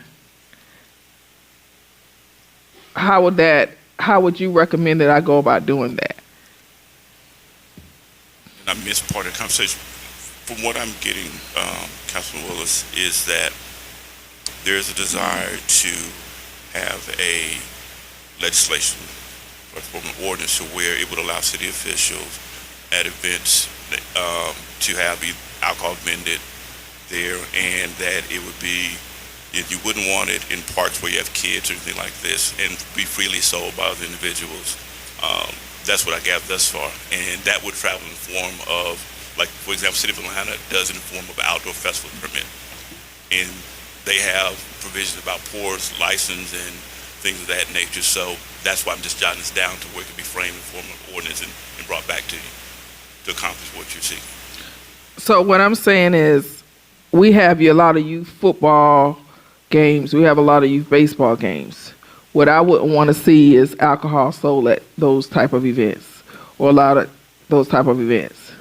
But if I have something at a tennis center, or say I have something adult like here, we have jazz and cocoa sometimes. What if we wanted some people who wanted something in their cocoa? You know, I wouldn't mind. I wouldn't mind an adult beverage being offered or served or sold in instances like that. So while I said that we should, as the elected officials, be afforded the opportunities to have a host or provide alcohol at those events, we shouldn't just be limited to Southwest Arts Center or the amphitheater. You know, if we wanted to have something at parks and it's a special event, how do we go about getting that done? Through an ordinance. That's what I'm saying. This resolution is dealing with public facilities that are not parks, and so I bring what you're requesting in the form of ordinance to accomplish that. Right, but you said we were also having a discussion about what I'm asking. I understand what you're saying, that we were addressing facilities, but you said we were also having a discussion about when we should, or if we should, allow this alcohol in the parks. Right, that was brought up during this conversation. Okay, and so those are my discussion points. Thank you. Okay, I'm sorry. I wanna ask some clarifying questions. But first, I do want to make this statement, and this is just my opinion and my experience. Back when I was a councilman, and to some extent when I was a mayor, but I don't really do events, people would come to me and ask if I would sponsor an event so that they could get the stage for free, right? And then there was like some confusion about who paid for police, if it was a city-sponsored event versus another event. I don't want people to start coming to y'all just because they want alcohol and like that's the only way because it's a council. So I don't know that that is the right way to do it, but when I was asking clarifying questions in the beginning, you talked about public facilities and you made it sound like buildings were public facilities. Well, this is a building, but it's in a park. The tennis center is a building, but it's in a park. So if someone wants to have an event and rent out a tennis center, right, it doesn't mean, well, let me just give you this fact pattern. People are, it's like Saturday at the tennis center, and someone wants to rent out the top floor of this tennis center to have an event. But people are playing tennis on the courts. Is the tennis center a public facility or is it a park? And if they want to have the event, is there a way that we can say you are renting out this space and you can have alcohol in this event, but you can't take your margarita, even if it's in a plastic cup, you can't take it down to the tennis court? Let me make sure that, so make it, buildings that are not, or facilities that are in no way connected on the situs of a park or connected to a park, which Southwest Arts Center and Wolf Creek are not. Now for like Welcome All, the tennis centers, which they have a building as a park, that would come under a separate ordinance. So if someone wanted to have an event, because I think this is good. If someone wants to have an event at the tennis center, they would be governed by the parks ordinance and not the public facilities ordinance. Exactly. The facilities, you already have 16-4002 that says you can do it through resolution for a public facility that is not a park or connect to a park. I, during the discussion, said that you could do an ordinance that would address parks or things associated with parks, because currently they're prohibited. And So- I've been taking notes as to what council is contemplating for what I call a parks, alcohol and parks ordinance. So to be clear, other than the Southwest Art Center and Wolf Creek, is there any other public facility in the city of South Fulton? Because if not, we can put that whole thing aside and just talk about parks. I can tell you, I mean, that There is the Economic Development Office.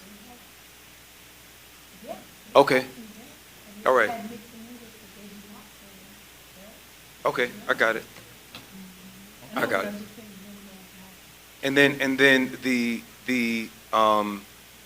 my last question about the public. So I'm going to stick to the public facility side for a second. Would people be allowed, when we're saying no bottles, of course you couldn't bring your own bottle in to a play at the Southwest Art Center, but if there is a winemaker or a liquor maker that has bottles, they can bring their bottles in and then sell things by the glass and give them to like in plastic cups, right? The bottle, having no bottles doesn't apply to the vendors, that applies to individuals, not being able to bring bottles in. I think that's the understanding, Okay, is just that want- it's the just wanna general make sure that patrons we're that clear would be about walking around with the bottles. All right, I'll go back to the queue. The chair recognizes Councilman Sebastian. Thank you, Mayor. I would be very uncomfortable if we come up with a procedure that allows us to use alcohol in our facility that the public and taxpayers don't have the same right to. I'm not saying we shouldn't do it, but I think if we're going to do it for our events, we should do it for the public. And as was mentioned before, we try and come up with some rules around how those things are executed and security and all that stuff and insurance. But certainly, I am not really in agreement with just us having, and also, I keep hearing two things being said when it comes to alcohol. I keep hearing sales, and sometimes I'm hearing served. I'm not sure if those are one and the same. For instance, if a family's having a family reunion and they want to have alcohol, they're not selling alcohol, but they might be serving alcohol. Different from an event, and I think that's what we're talking about mostly seemingly by default, where people would be selling alcohol. So again, thoughts around serving alcohol versus selling alcohol. there might be some differences there, right?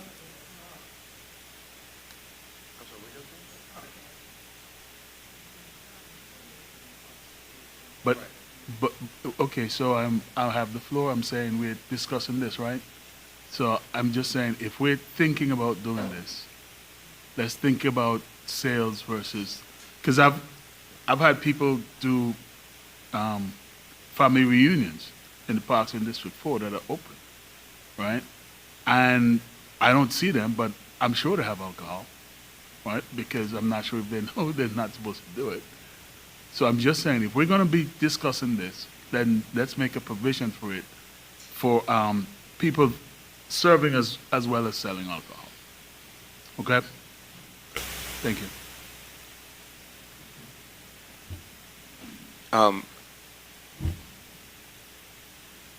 Councilwoman Bell. Thank you for recognizing me, Mayor. We've made a lot of ballot points regarding parks, public facilities, and though Burdette Park is in Burdette Gymnasium is in my district, the field and the park is down the street. So we have to be clear on selling, serving, consuming. We also have to be clear on what we consider a public facility versus an actual park. As Councilwoman Willis mentioned, we have a lot of different events that would add an additional ambiance or add to our events that where we may want to add beer or wine. And so I definitely am interested in creating an ordinance, a separate ordinance outside of the ordinance that we're discussing, to be able to allow not necessarily spirits, but beer or wine. You know, I have an upcoming jazz event that will be in May, and I would love to have, whether we're selling, consuming, or purchasing, I would love to be able to have wine as an additional value of that event that will only include adults. I'm going to be perfectly honest, a lot of our parks people are consuming alcoholic beverages currently. So we have to be clear on the ordinances that we're creating to define the containers, to define consumption, whether we're purchasing it, whether we're bringing our many little packages or whatever personal packages that people bring, because they're going to utilize and consume alcoholic beverages, whether it's wine, whether it's beer, whether it's Grey Goose, whether it's 1800, what have you. So I am definitely interested in us creating an ordinance to allow it, not just specifically for elected officials, but if I am reserving a space and want to allow or have beer, wine, or spirits, I should have the opportunity to do that, whether that means me paying or applying for an additional permit or licensing, then that should also be an opportunity, an option. Because again, if I am reserving and paying a fee, then I want to be able to have all options that could potentially be available. So those are just how I feel about the alcoholic beverages. And I yield. The chair recognizes Councilwoman Willis. And so I would like to work with Councilmember Bell and Councilmember Gums on this ordinance. With you, Attorney Hyman, because we have had several discussions about this previously. I know specifically with these two ladies, that we can also put in this ordinance, in my opinion, restrictions, meaning that alcohol is prohibited at youth sports games. Alcohol is prohibited for anyone under the age of 21. Is there a way that we can have individuals who get permitting for alcohol to sign a waiver saying that we are free from liability if they don't monitor, or I don't know what the language could be, the alcohol consumption, if someone goes out and get into some type of car accident or accident, that the city is free from liability. The onus will be on the organizer. We need to make sure that if they do have, they get a permit to have alcohol at their events, that they are required to have, we need to consult with the risk manager to see, not only do we prohibit glass bottles, but if they have to have a certain amount of insurance. So those are some things that I would throw out at you. And then I also talked with some of my colleagues in the other cities to see what other things, and also talk with Chief Meadows to find out what his recommendations are. But I know we can't workshop all of that tonight, but that's why I said maybe we can have a conference call and bring our ideas and recommendations back, and include, if the city manager, if you don't mind, someone from your office and the chief of fire and police, because a lot of times we include Chief Meadows in discussion, and there's also a fire emergency medical service component to it as well. Thank you. I yield. Councilman Willis, I would like to ask I know y'all are going to workshop this, but I want to ask a clarifying question, which I think will lead into our last discussion point.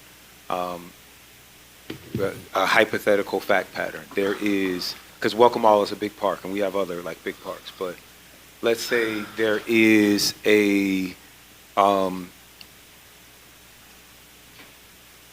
Welcome All, down on the fields, the athletic associations are having a game, right? Clear, we don't want alcohol there. But up here in the gazebo, J.C. Sebastian's family No, we won't be serving is having a family reunion in the gazebo, and maybe they want to bring some rum from the islands, right? Yeah. So would you be comfortable having both of those events in the park at the same time, or is your preference to not have anything like that at the gazebo while people are playing on the field? Thank you. That's a great question. So when we have our youth sports games, they're typically at specific fields. For example, when you have a football game there, it's out on a football field. Alcohol is prohibited around youth sports games. So they should not have alcohol around the youth sports game, period. They shouldn't have alcohol around the football field, on the football field, around the football field. They shouldn't even have it at the baseball field. Now, we know that there are people who do it, because I've seen the Tito bottles. But what I'm saying is, if they're caught, we do have park rangers that work in our park. So if they're caught, with alcohol around our youth sports games, then yeah, they can be cited. We have provisions in place for that. That's up to public safety to enforce that. But if they're all the way up on a gazebo and they have the proper licensing and permitting and insurance, then it is what it is. They shouldn't be commingled anyway. I mean, the football game is on the football field. Baseball, we have baseball field. We have tennis courts. So it's easy it's easy to identify. And then we also have a provision in our park ordinance, if they're going to have a large event, they have to specify that. And they have to have a certain security plan around large events. And so, that's something for our staff to determine. If we have a huge youth football game going on, then why would you allow a large event at the same time? And I just think that's staff. That's on staff to decipher and determine that. Okay. Thank you so much. Did you have something, Dr. Rowe? Okay, go ahead, Dr. Rowe.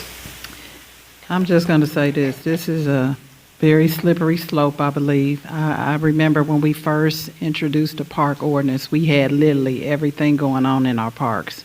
And we worked really hard to clean up some of that activity. And, of course, you have people who slip through and do things.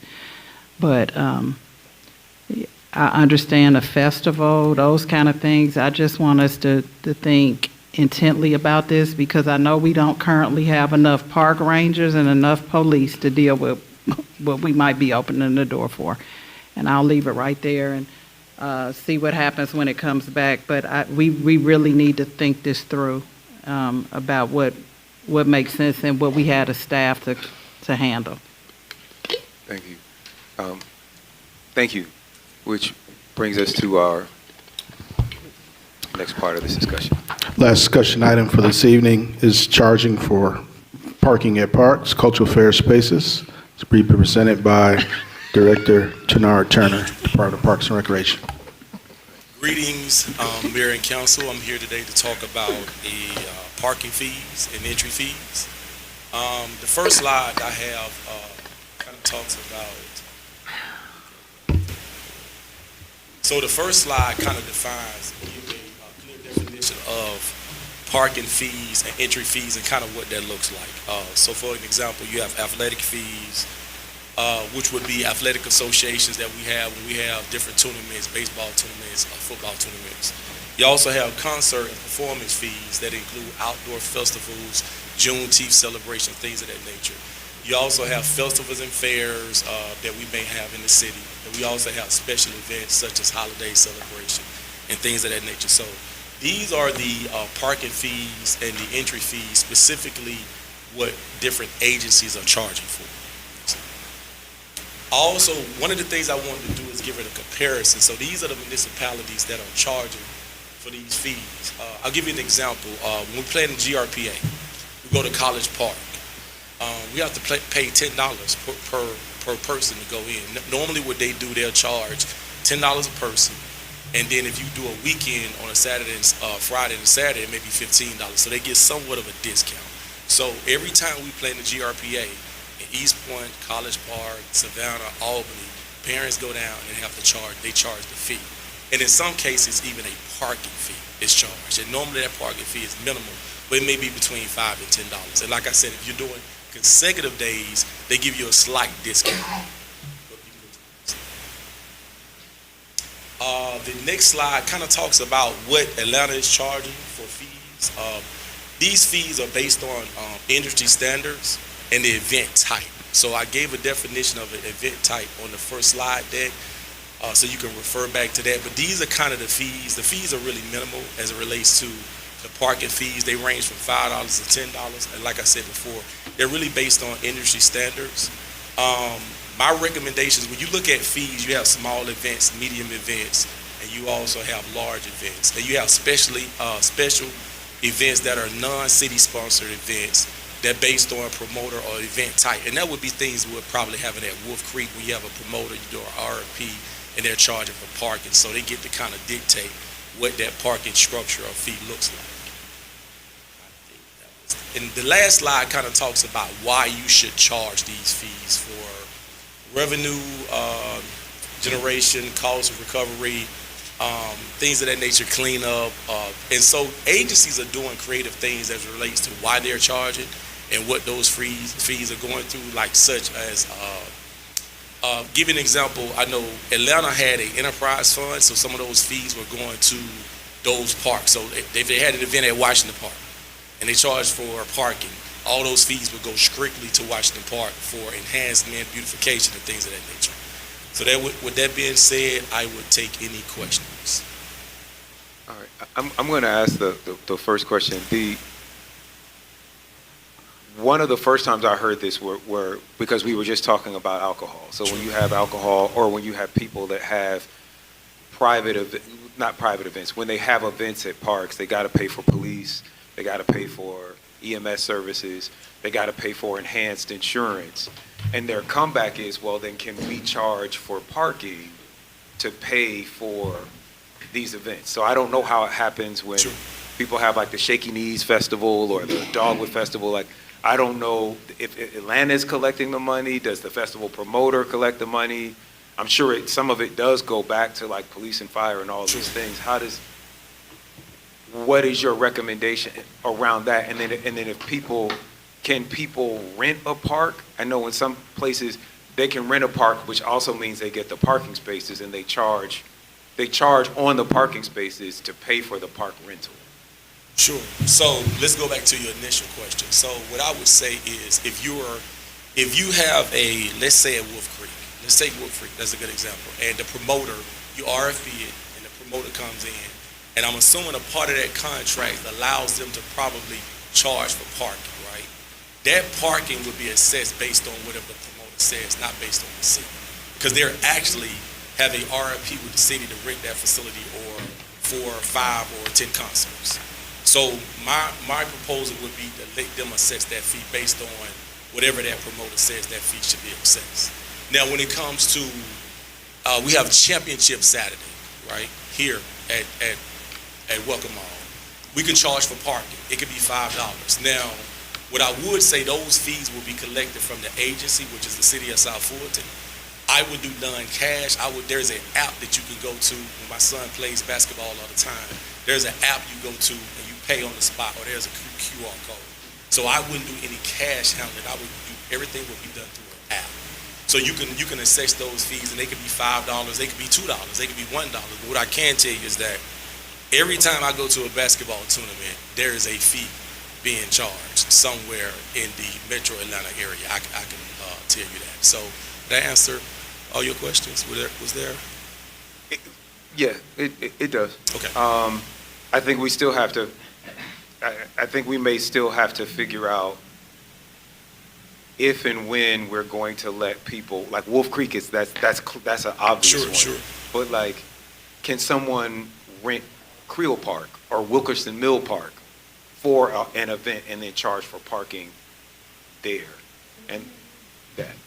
So you bring up the queue, I'll recognize whoever's first. You should. No, it's not. We're not right. My understanding is that currently, no one can charge for parking anywhere in any of our parks. No. Yeah. People can't rent out. No, you can't rent out Creel Park. Can you rent? Can you? You can rent out the pavilion. But that's not. The pavilion can be rented out. You can, but you can't rent out. But like, if you have 50 people, you can't say, "Well, I'm going to Charge for reserve parking. 10 of these parking spaces for my event Sure, at the pavilion." The chair recognizes District 3 Councilman Willis.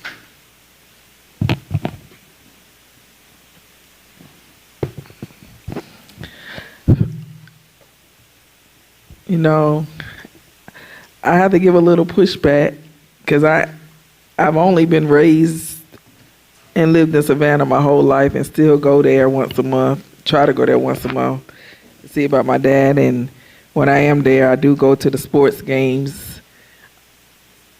I do recall people being charged for game entry, but not parking. Sure. So those are two separate things. Right. So in Savannah, when we go to the GRPA, we're charged for an entry fee, not for parking. Right. So those are two separate things. Okay. You're absolutely correct. But they do charge us $10 to go to Right. the rec center, so you're absolutely correct. So I am in agreement Yes, ma'am. that we do, and when I do go see our grandkids play in baseball games at in Clayton County, they have been charging. That's not that's normal. They do charge anywhere from $5. Depends if it's a tournament. That's right. You can buy a ticket that is cheaper to buy it for the whole whole 3 days. If you're just there for one day, it may be $5. Exactly.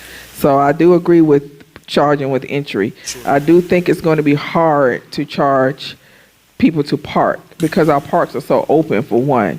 Now, I did, before Ms. Superdan got here about 2 years ago, bring a person who was interested, and they spoke with the director and our previous city manager about building parking decks, because I was very interested in parking decks being built after going to Grant Park and seeing their parking deck and how it was pretty much self-managed. I love Grant Park's parking deck because it's self-managed, you know, and they are, and it's a quick way to, it's not a quick way, but they're making money off of that parking deck.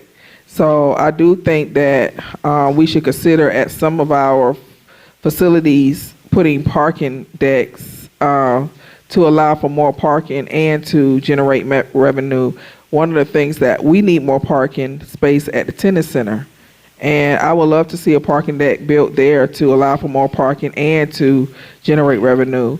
I would even say consider some parking decks somewhere around the Wolf Creek Amphitheater. Here at Walker Park, I think it's over 400 parking spaces, but it's real open.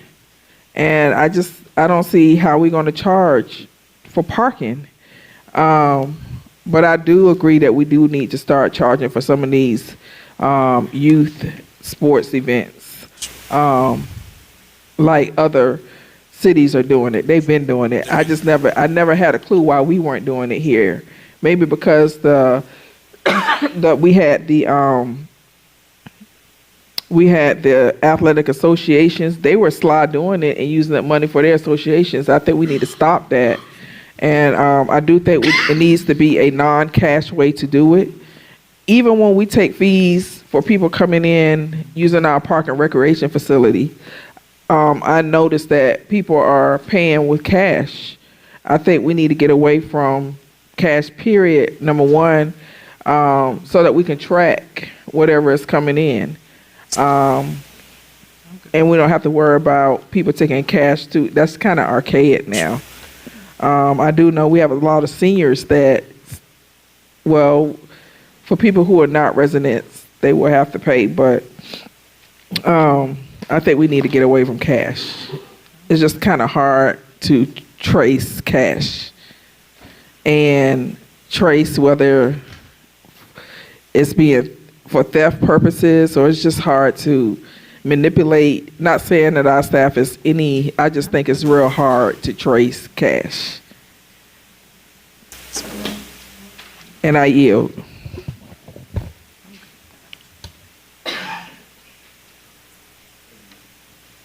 The chair recognizes District 1, Councilwoman Dr. Rao. Thank you for the presentation. As we think about parking, I think we probably need to think about future state in these fees. I know in Sandtown Park, we've had a shortage of parking for years. I know, I think it was at GMA, there have been vendors that work with cities to build parking decks. I don't know. I think we need to begin a plan for that. As it relates to tournaments, that's to me a no-brainer. We definitely should be doing that, but I think we need to look at, or I would hope the city manager would come back with a plan on parking across the city, figuring out where we might need to form partnerships and look at that. Of course, Wolf Creek is an obvious one. Sandtown, it's long overdue. We've needed additional parking for years. It's very limited. We don't even really have enough at the rec center. You got a limited space. I mean, we just had a meeting there, and we just didn't have enough space without having to walk a very long distance. So I think it's something we should look at. I'm just not sure if it's now, just because the reality is we don't have adequate parking. So I'd really like your thoughts for us to look at it in a comprehensive way as it relates to fees, and I guess I'm curious about what's driving it right now. Is it because we need to begin to make those investments, or I just want to understand. If you could provide any background on that, it would be helpful. You want me to take that?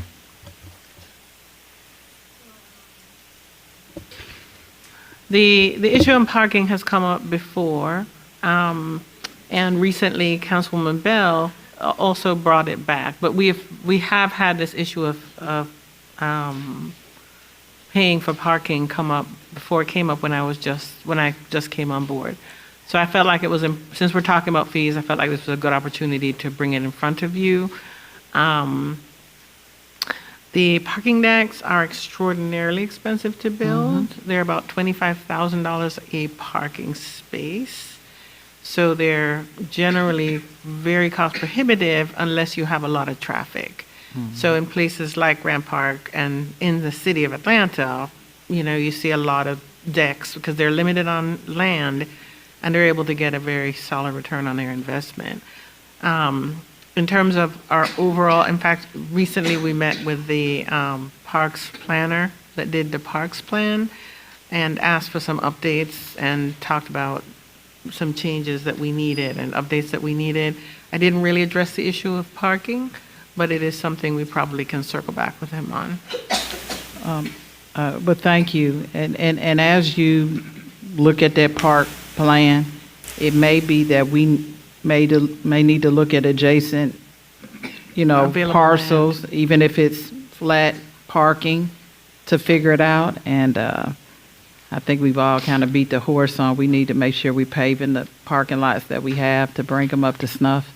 I know we had that conversation about the need to do that at Wolf Creek, but it's a number of parking lots that need attention, and so I'm looking forward to hearing more. I'm open, but I'm torn, to be honest, about how we roll it out and make it make sense. It may make sense as we talk about. I know we're looking at all this EV infrastructure and some of these other things.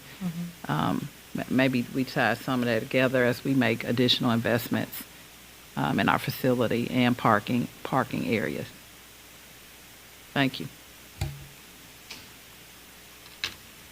All right, thank you. The chair recognizes District 5 Councilwoman Bell.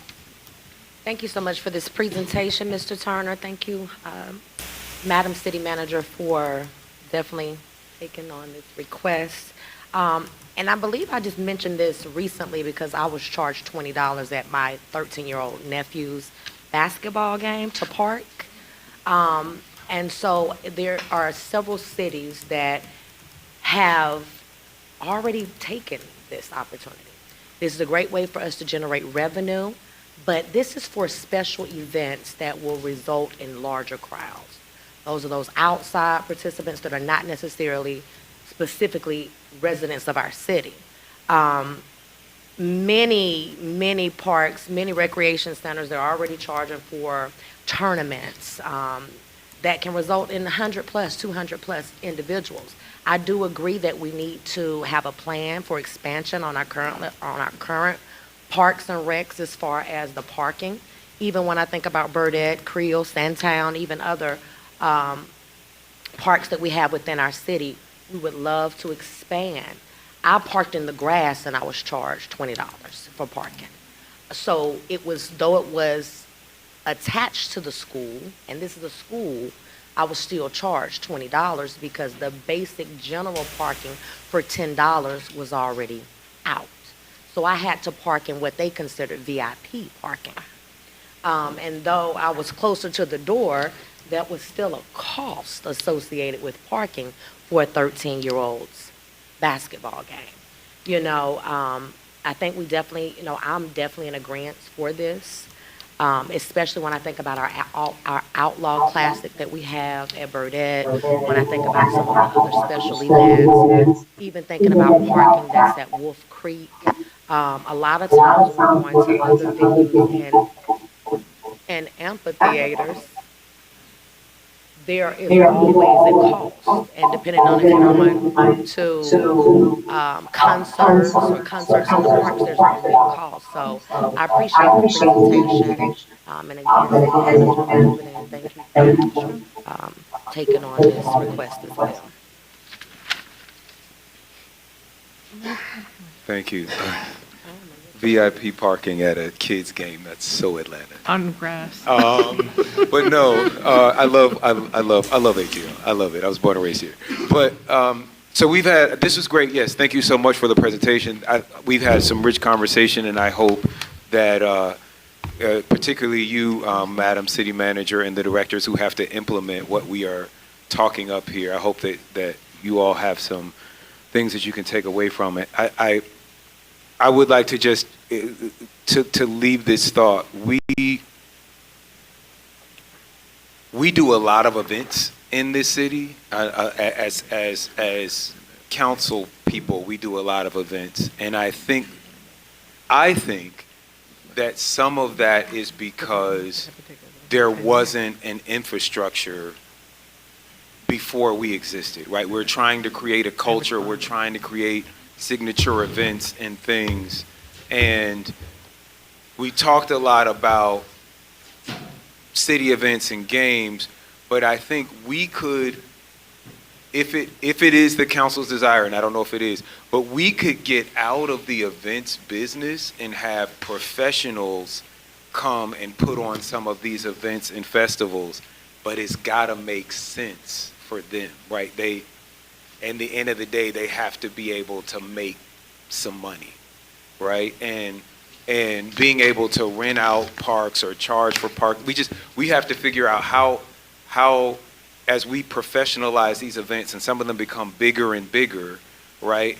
If we want to get out of the event business and have professionals run them, we have to be able to make it make sense for them. And so I think that the discussions that we're having today will help with that and provide richer cultural experiences than we might have the resources as a city to provide with, our tax dollars. So the chair recognizes Councilwoman Willis. So I thank you, Mayor, for your comments and Councilmember Bell, and I also thank staff for tackling this issue. But one of the things I just want to make sure that we do not do is continue to create a space where we allow people to come to our facility, run their private enterprises, make money off of this facility, and then when it comes down to the wear and tear of the facility, that the taxpayers are left holding the burden of repairing our facilities.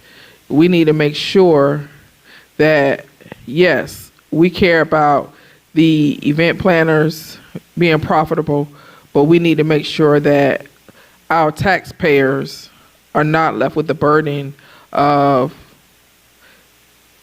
their tax dollars being used to repair damages and wear and tear of the use of the facilities of people coming in and running their enterprises and then leaving us, because that's what has happened in the past. We have I would say BS before Subadan. We have had a lot of individuals come into the city of South Fulton, and it really was happening before we even became a city. That's why we have so many buildings that were left in disrepair. They had, you had a lady walking around the park selling spiked pickles. You had people selling chips, barbecues, all kinds of stuff going on in the park. And, they were obtaining not one business permit, one business license from the city. They weren't obtaining no business permits. No permits from the park. And you have some youth athletic associations that were charging people to get into games, and not one bit of that money was coming back to Parks and Recreation. Now we're left with having to put millions of dollars, not into one facility, but into multiple facilities. You have to repair restrooms at Bird Egg and at Krill, and they need a whole new building. So we just need to, I'm glad we're having this conversation. Thank you, Mr. Tenard Turner, for bringing this forward. And thank you, Ms. Subadan. But, we need to make sure that we don't continue to create that type of environment. Thank you. All right, Mr. Clerk, please sound the next item. Next item is executive session. I'm going to ask that we're over time. I think we will have time for an executive session after we get through these zoning cases, but people have been waiting patiently, and since we are 18 minutes behind schedule, I will ask if we could table this executive session till after the work session. I move to table the executive session. Second. All right, it's been probably moved and seconded. I'll take that vote by show of hands. Record that approved unanimously. I'm going to entertain a motion to adjourn, and we can start back at 6:25 in 6 minutes with our Motion work to adjourn session. executive session, Mr. Mayor. Second. Not Well, executive well, session. not executive session, but, I'm Work sorry. session. Yeah, work session. all right, and that's fine. We're going to start at 6:25? We can't just go through it now? Well, someone's got to take a All right, all right. I'll entertain that vote by show of hands. Record that motion was approved unanimously. We are adjourned at 6:19 p.m. We're adjourned to 6:25. Thank you very much.